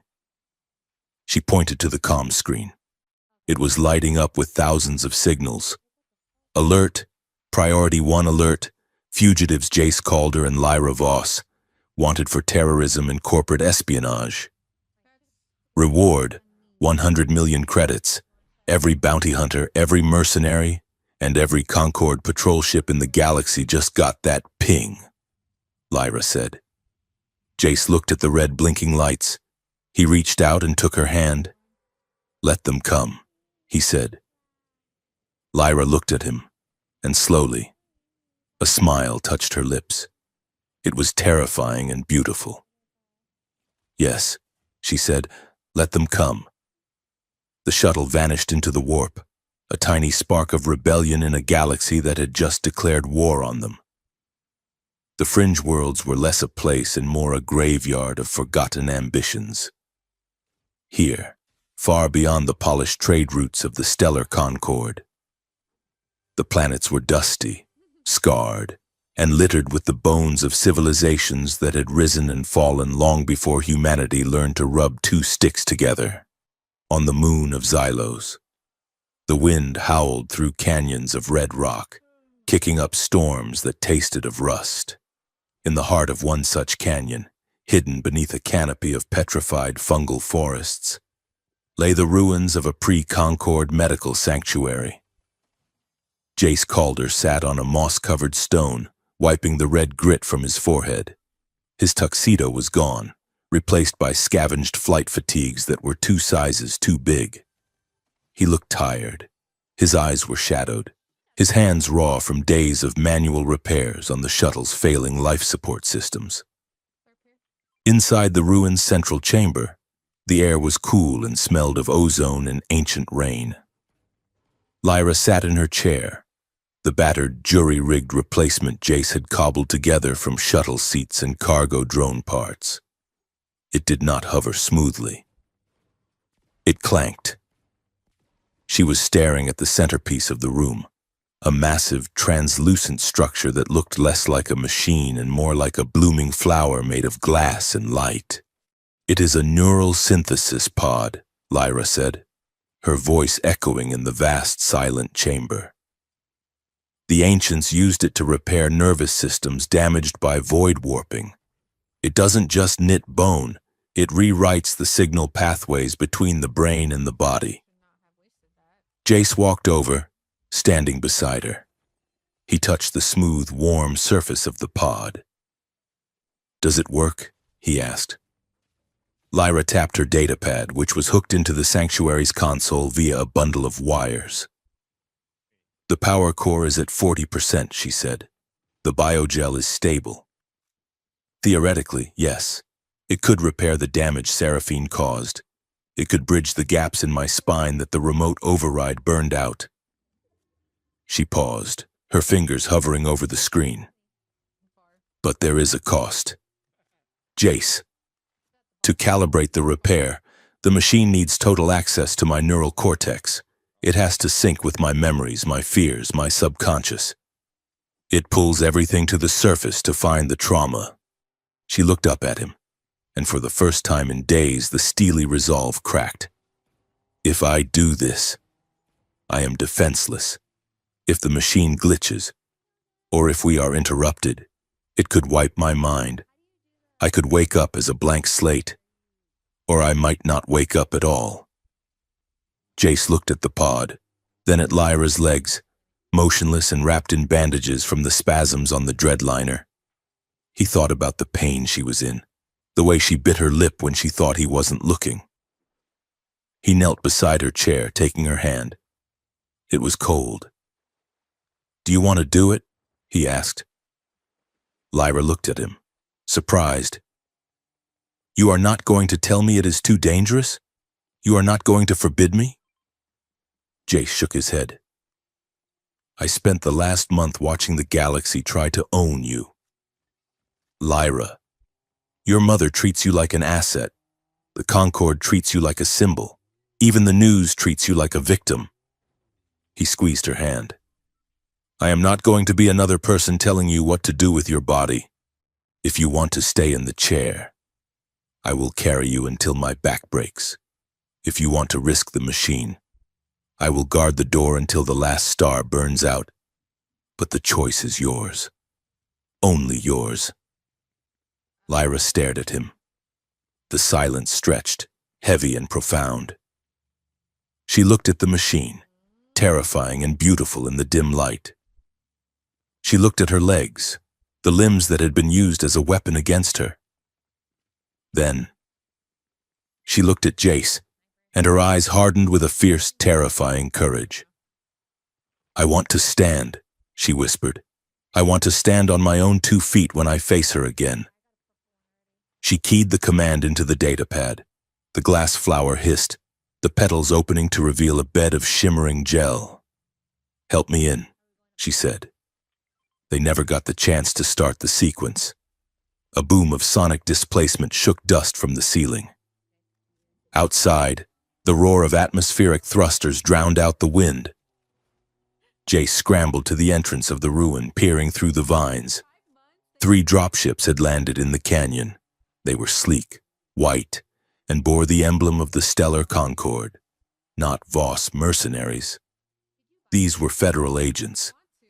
"They found us," Jace said, sprinting back to the chamber. Lyra was already pulling a heavy plasma pistol from her bag, a weapon they had bought from a smuggler 2 systems back. "How many?" she asked. 12? Maybe more. "They are setting up a perimeter." A voice amplified by loudspeakers cut through the stone walls. "Lyra Voss, this is Agent Halloway of the Concord Protective Services. We know you are in there. We have the perimeter secured. Please, surrender the human." Jace checked the charge on his own weapon, a rusted mining laser that looked like it might explode if he pulled the trigger.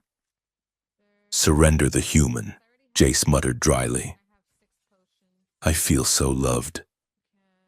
"They think you are holding me hostage," Lyra said, her mind racing.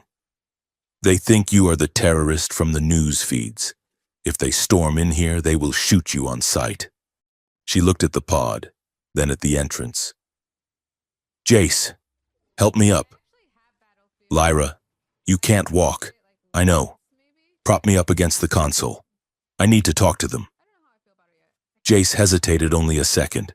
He hoisted her up, Her arm draped over his shoulder and dragged her to the central dais where the light was brightest. He set her down on the edge of the control panel, so she was upright, imposing. "Open the main door," she commanded. Jace hit the release. The massive stone slab groaned and slid aside. Standing in the opening were a dozen agents in white armor, weapons raised. In the center was Agent Holloway, a grim-faced human woman with a scar running down her cheek. "Hold fire!" Holloway shouted, seeing Lyra.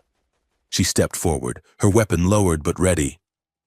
"Miss Voss," Holloway said, her voice trembling slightly with relief. "We are here to extract you.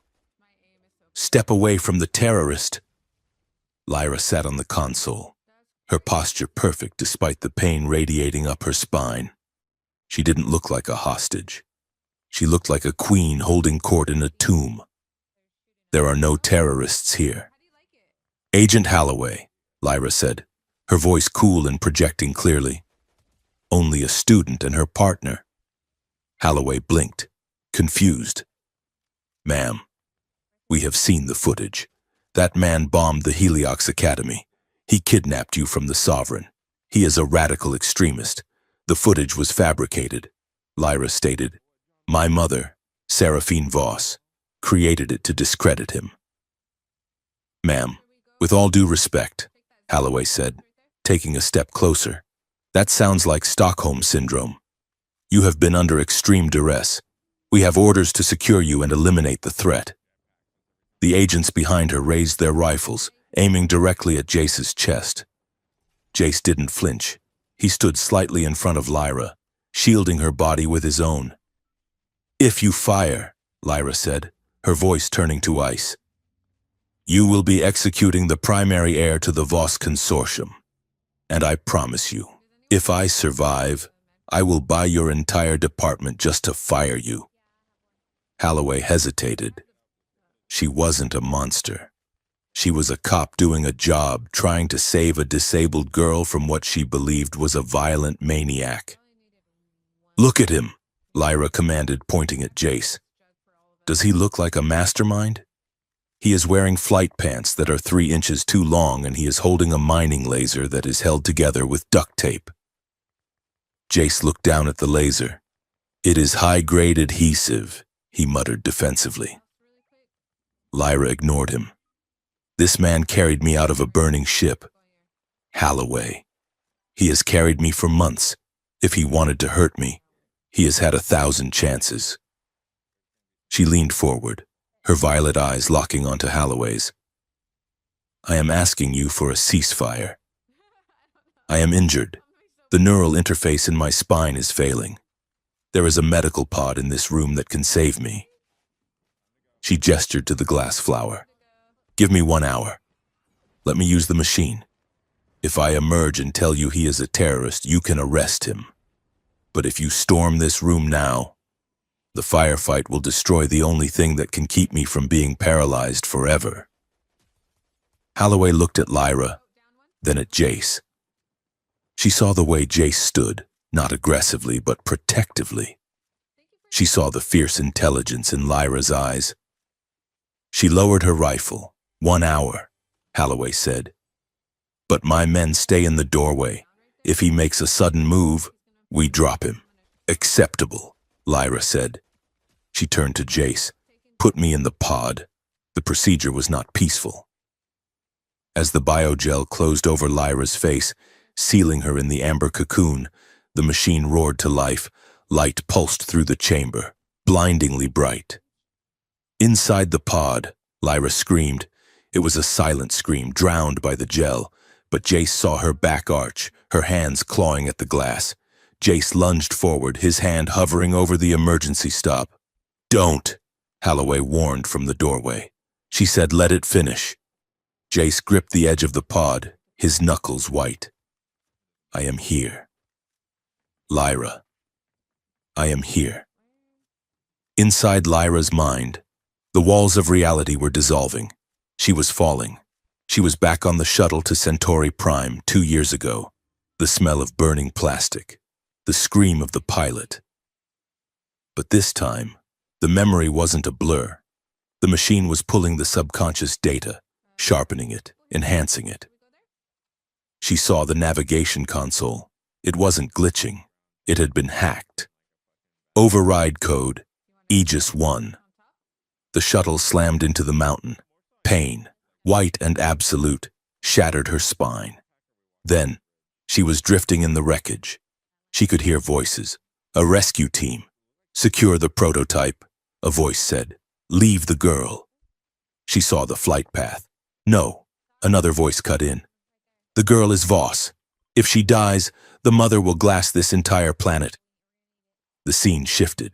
She was in a hospital bed, floating in a Bacta tank. Through the glass, she saw her mother. Seraphine looked younger, terrified. She was arguing with a man in a military uniform, General Kane, a high-ranking Concord official known for his war profiteering. It was an accident. Seraphine, Kane said smoothly. A tragic accident. If you look too closely at the flight logs, you might find things that implicate your own shipping lines in illegal transport. Do you want your empire seized? Do you want your daughter to be the witness that starts a civil war? Seraphine looked at the tank, at Lyra's broken body. She was weeping. Save her, Seraphine whispered. I will seal the records. I will bury the truth. Just save her life. Smart choice, Kane said. We will blame the pilot. And Lyra? Well, she will be safer at home anyway. The memory ended. Lyra gasped, her eyes snapping open inside the pod. The gel drained away. The glass petals opened. Lyra lay there, wet and shivering, gasping for air. The truth hit her harder than the crash. Her mother hadn't ordered the hit. Her mother had surrendered to it. Seraphine had been blackmailed. She had covered up the attack by the Aegis faction, the war profiteers, to keep Lyra safe from them. She had accepted the narrative of the accident because the alternative was Lyra being hunted by the very people who controlled the Concord military. It was love, twisted, suffocating, cowardly love. But it was love. Lyra? Jace was leaning over her, his face pale with worry. Are you okay? Lyra blinked, the room coming into focus. She felt different. The hollow silence in her legs was gone, replaced by a dull, throbbing hum, nerves firing, muscles remembering gravity. Help me up, she whispered. Jace reached for her, preparing to lift her. No, she said, her voice trembling. Not like that. She swung her legs over the edge of the pod. Her feet touched the cold stone floor. She gripped the edge of the machine, her knuckles turned white. She pushed. Every muscle in her body screamed.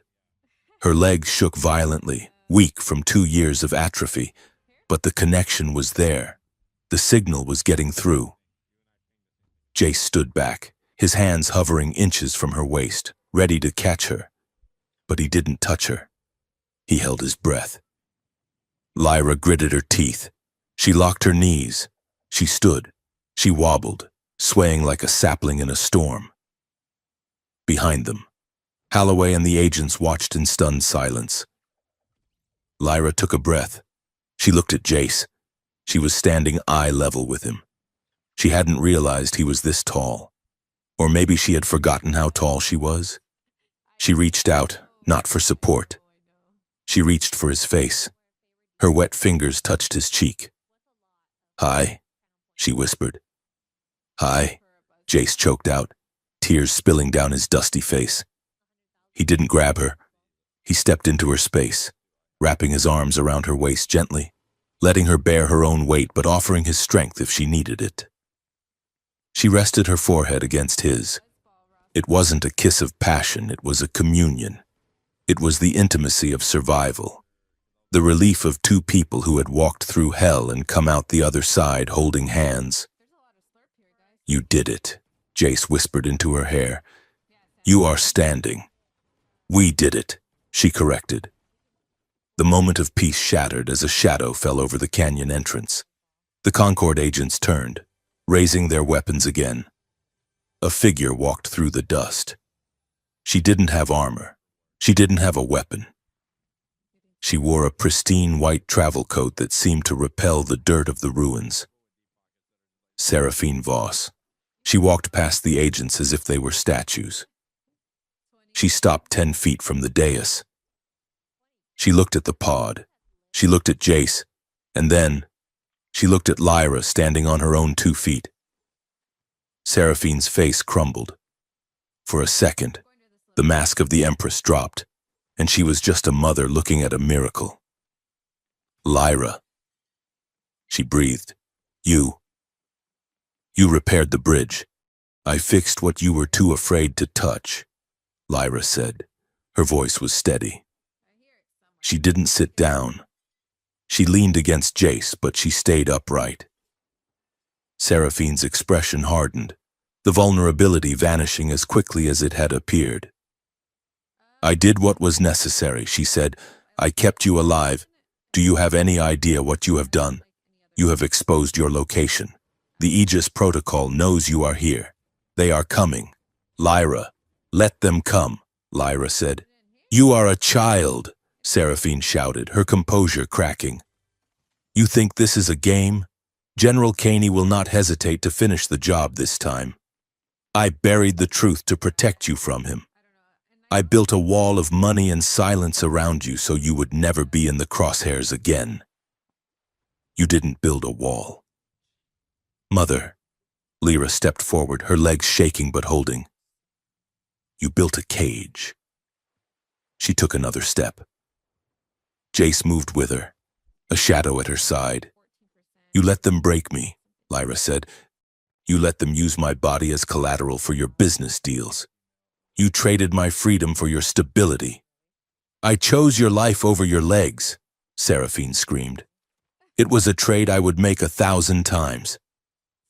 But it wasn't your choice to make, Lyra roared back. The echo of her voice rang through the chamber. It was my body, Lyra said, her voice dropping to a fierce whisper. It was my pain. And you stole the truth from me. You let me believe I was clumsy. You let me believe I was broken by chance. You gaslit me for 2 years because you were too afraid to fight back.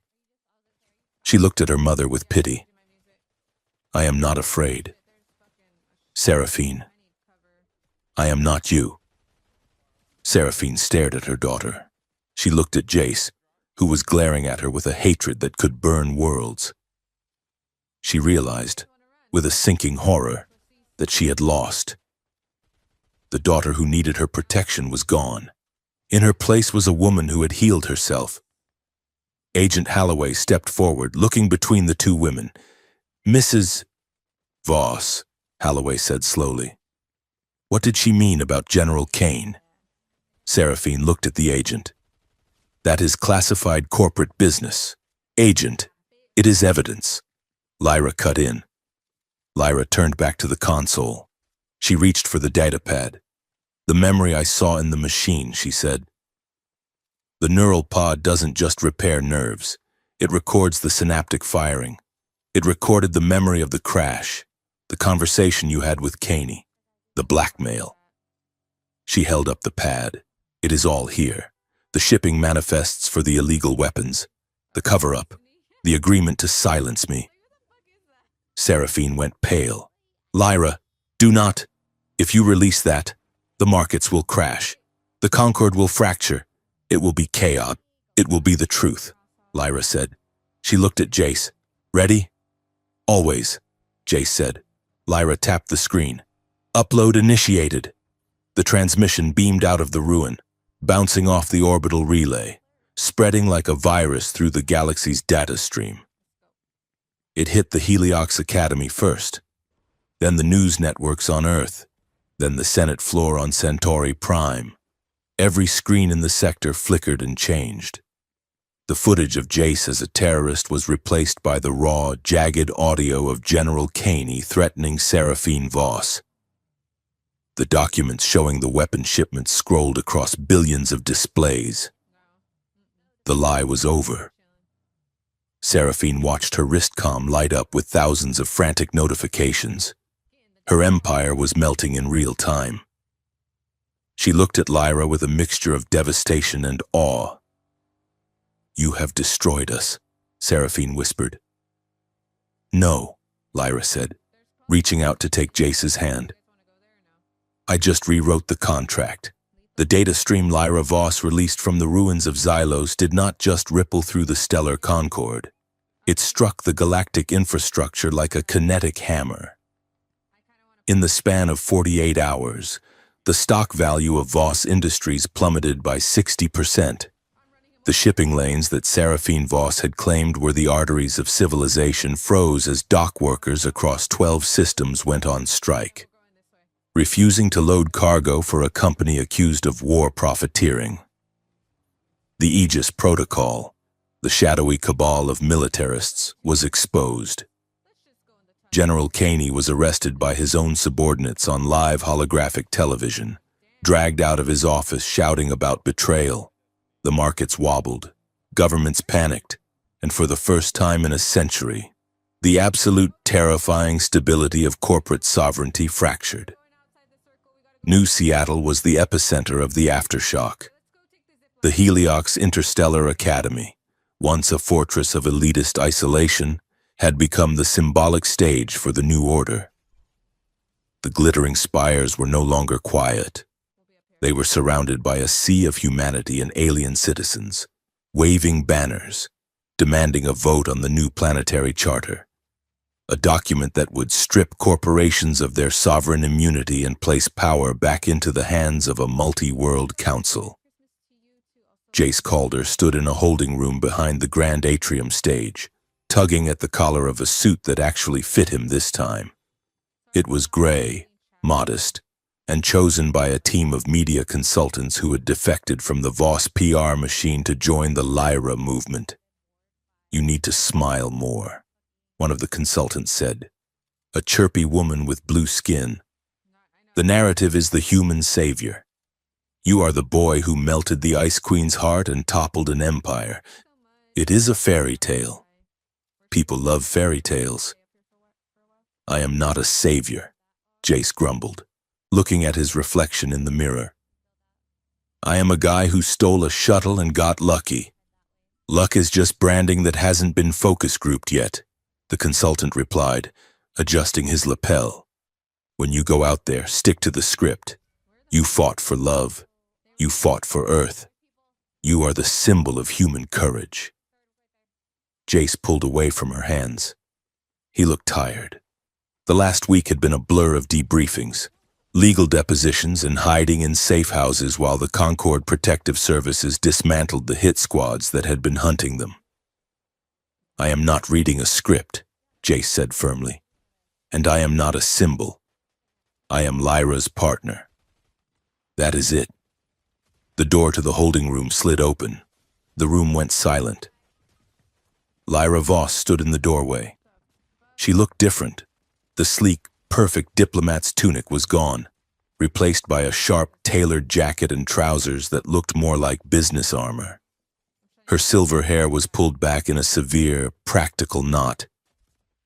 But the biggest change was how she stood. She was leaning heavily on a cane, a beautiful matte black rod made of the same alloy as her old chair. Her legs, encased in slimmer medical-grade support sleeves, trembled slightly with the effort. She wasn't floating. She wasn't gliding. She was standing, fighting gravity with every second. She looked exhausted, in pain, and utterly magnificent. "Leave us," Lyra commanded the consultants. "But the broadcast starts in 10 minutes, the blue-skinned woman protested. "Now," Lyra said. The consultant scrambled out, closing the door. Lyra let out a long breath and sagged against the doorframe, the mask of command slipping just enough to show the girl beneath it. "They want to put you on a lunchbox," she said dryly, limping further into the room. "I heard," Jace said, rushing over to offer her his arm. She took it, leaning her weight against him with a familiar ease. "They want me to be the human knight." I told them I prefer the guy who knows where the ventilation shafts are. Lyra chuckled, a warm sound that eased the tension in Jace's chest. How are the legs? He asked quietly. Angry, she admitted. The neural repair was effective, but not a miracle. My nerves are firing, but the muscles remember 2 years of silence. It feels like walking on static. You don't have to stand out there, Jace said. The chair is backstage. No one would judge you. I would judge me, she said. She looked up at him, her violet eyes fierce. Today isn't about biology. Jace, it is about optics. Seraphine is out there. Jace stiffened. She came? Of course she came. She is Seraphine Voss. She doesn't hide from a fire. She tries to sell the ashes. She is here to propose a compromise. She wants to lobby the charter vote. Lyra tightened her grip on his arm. She is going to try to buy me back. Jace, she is going to offer me the world. And what are you going to do? Lyra looked at the cane in her hand. Then she looked at Jace. I am going to bankrupt her. The grand atrium was packed to capacity. Floating cameras buzzed like angry hornets above the crowd of students, dignitaries, and representatives from the newly formed Earth Council.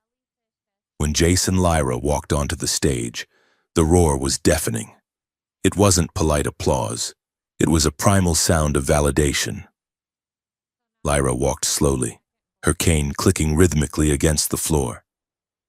Step, click, drag, step, click, drag. It was a slow, defiant march. Jace walked beside her, matching her pace, his hands clasped behind his back, refusing to wave, refusing to play the hero. He was just there, a constant. On the opposite side of the stage stood Seraphine Voss. She looked diminished. Her entourage of 50 lawyers was gone, replaced by 2 stone-faced aides.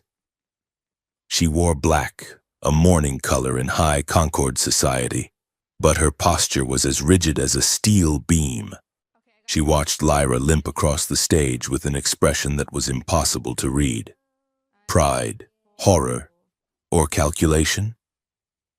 The moderator, a nervous Tellarite with trembling jowls, stepped to the podium. We are here to debate the ratification of the decentralization charter, he squeaked. Madame Voss has requested the floor to present a counter-proposal. Seraphine stepped forward. She didn't use a microphone. Her voice projection was flawless. Citizens of the Concord, she began. You are angry. I understand that. You have seen files that were taken out of context. You have seen a mother make impossible choices to protect her child from wolves.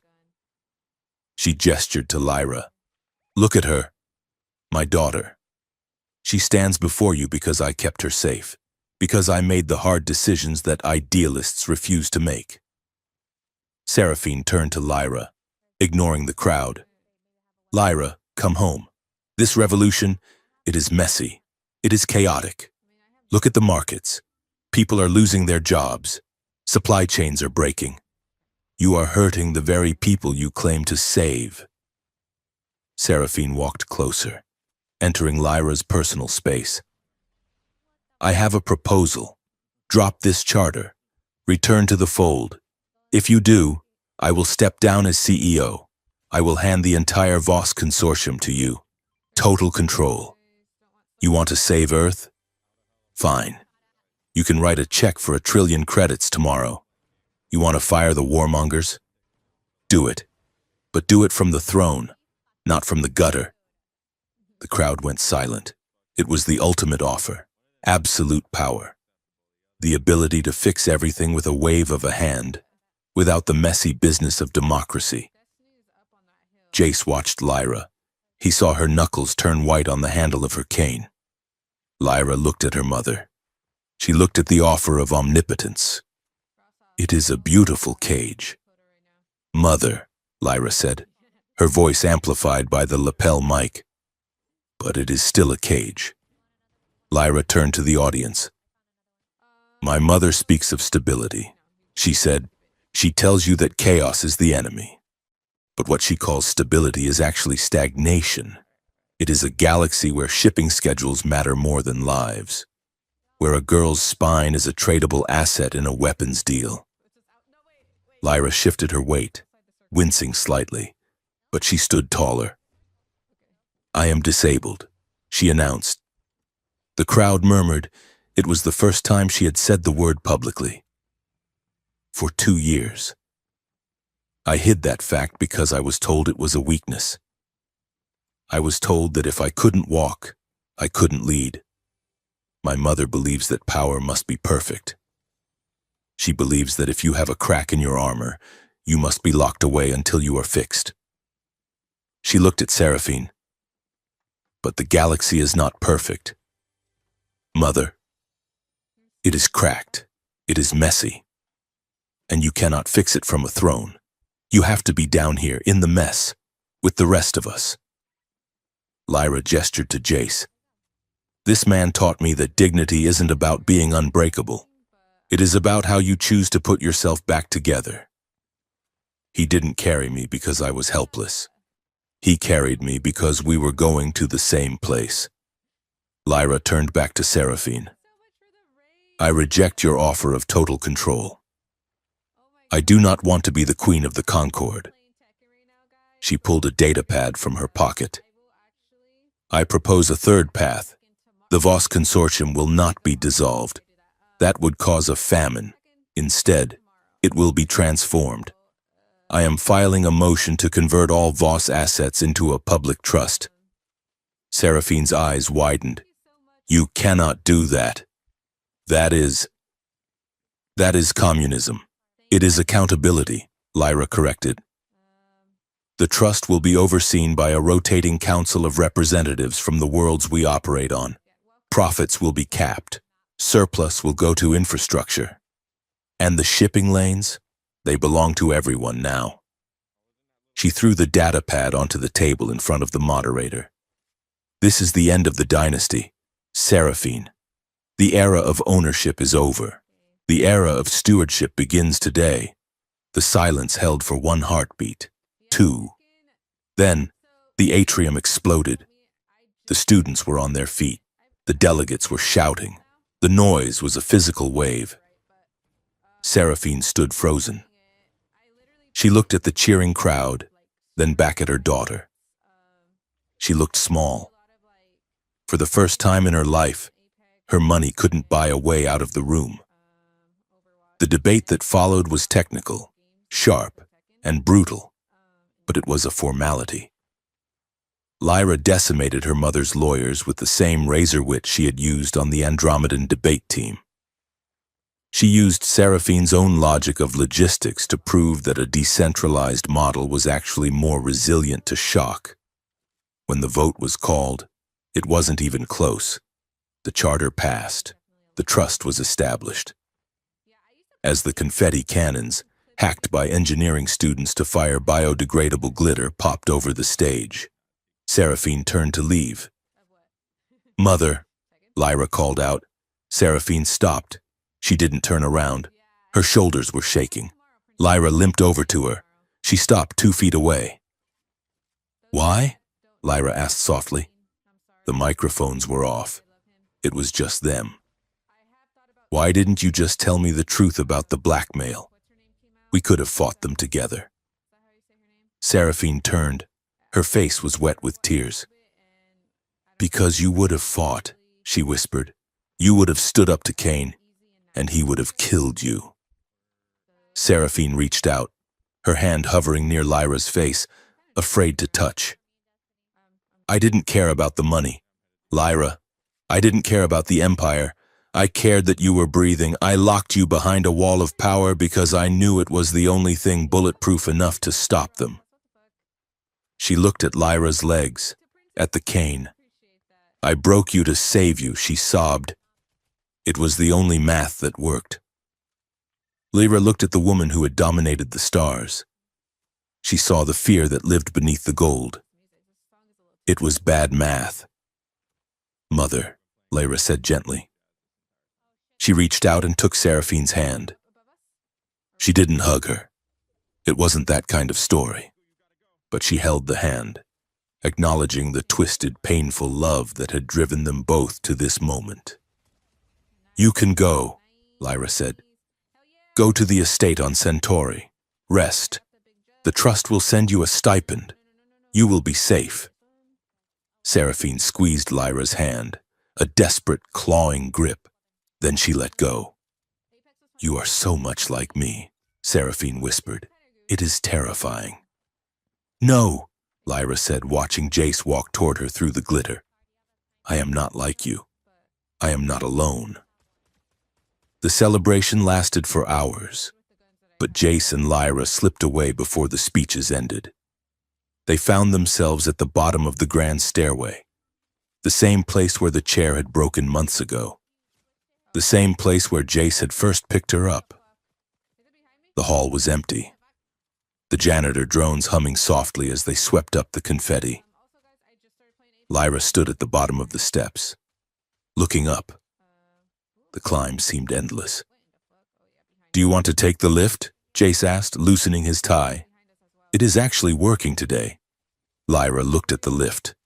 Then she looked at the stairs. She leaned on her cane, her legs trembling with the exhaustion of the day. She could climb it. It would take 20 minutes. It would hurt.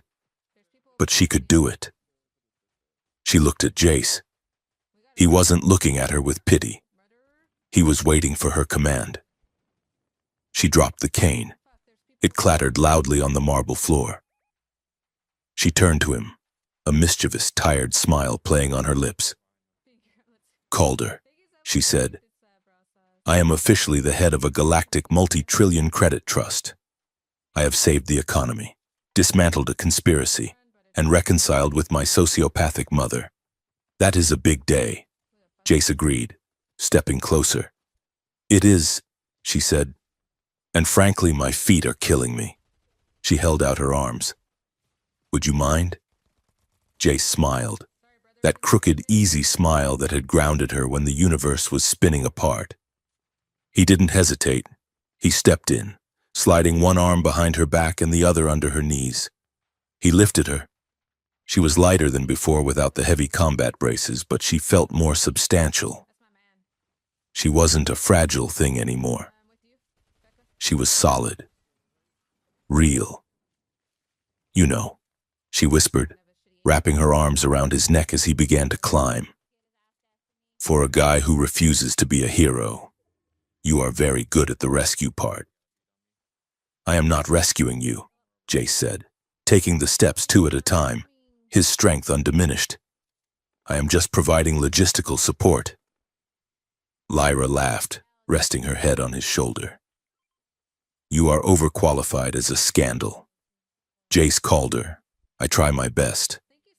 They reached the top of the stairs. The view from the landing was spectacular. Through the massive glass walls of the academy, they could see the city of New Seattle. The lights were twinkling, and beyond them, the space elevator was a thread of gold reaching into the stars. Jace didn't put her down immediately. He held her there, suspended between the earth and the sky. "Where do we go from here?" he asked softly. Lyra looked out at the city. She saw the ships moving in the harbor, and she saw the future, messy, difficult, unwritten. "We go everywhere," she said. She looked back at him. "I still need surgery. The nerves need more work. There will be days I can't walk." "Jace, there will be days I need the chair." "I know," Jace said, "and I am going to be busy. Fixing the galaxy is going to take a lot of meetings. I can sit in meetings. I am great at sleeping with my eyes open." Lyra smiled, tracing the line of his jaw. "And what about you? What do you want, Jace?" Jace looked at her. He thought about the farm Seraphine had threatened him with. He thought about the engineering degree he still needed to finish. "I want to finish school," he said. "I want to build things that don't break. And I want to see if you can actually eat a real earth chili pepper without crying." Lyra laughed, and then she kissed him. It was a kiss that tasted of victory and exhaustion, of glitter and promise. It was the kiss of two equals who had rewritten the rules of the game. "Put me down," she whispered against his lips. Jace set her down gently. She wobbled for a second, then found her balance. She didn't reach for the wall. She reached for his hand. He took it, together. They turned and walked down the corridor toward the exit. Lyra limped, her step uneven, sometimes leaning on Jace, sometimes pulling him forward. It wasn't a perfect walk. It was halting and human, but they were moving. And as they pushed open the doors into the cool night air of a liberated world, they didn't look back. They didn't need to. The stars were waiting, and for the first time in a long time, they belonged to everyone.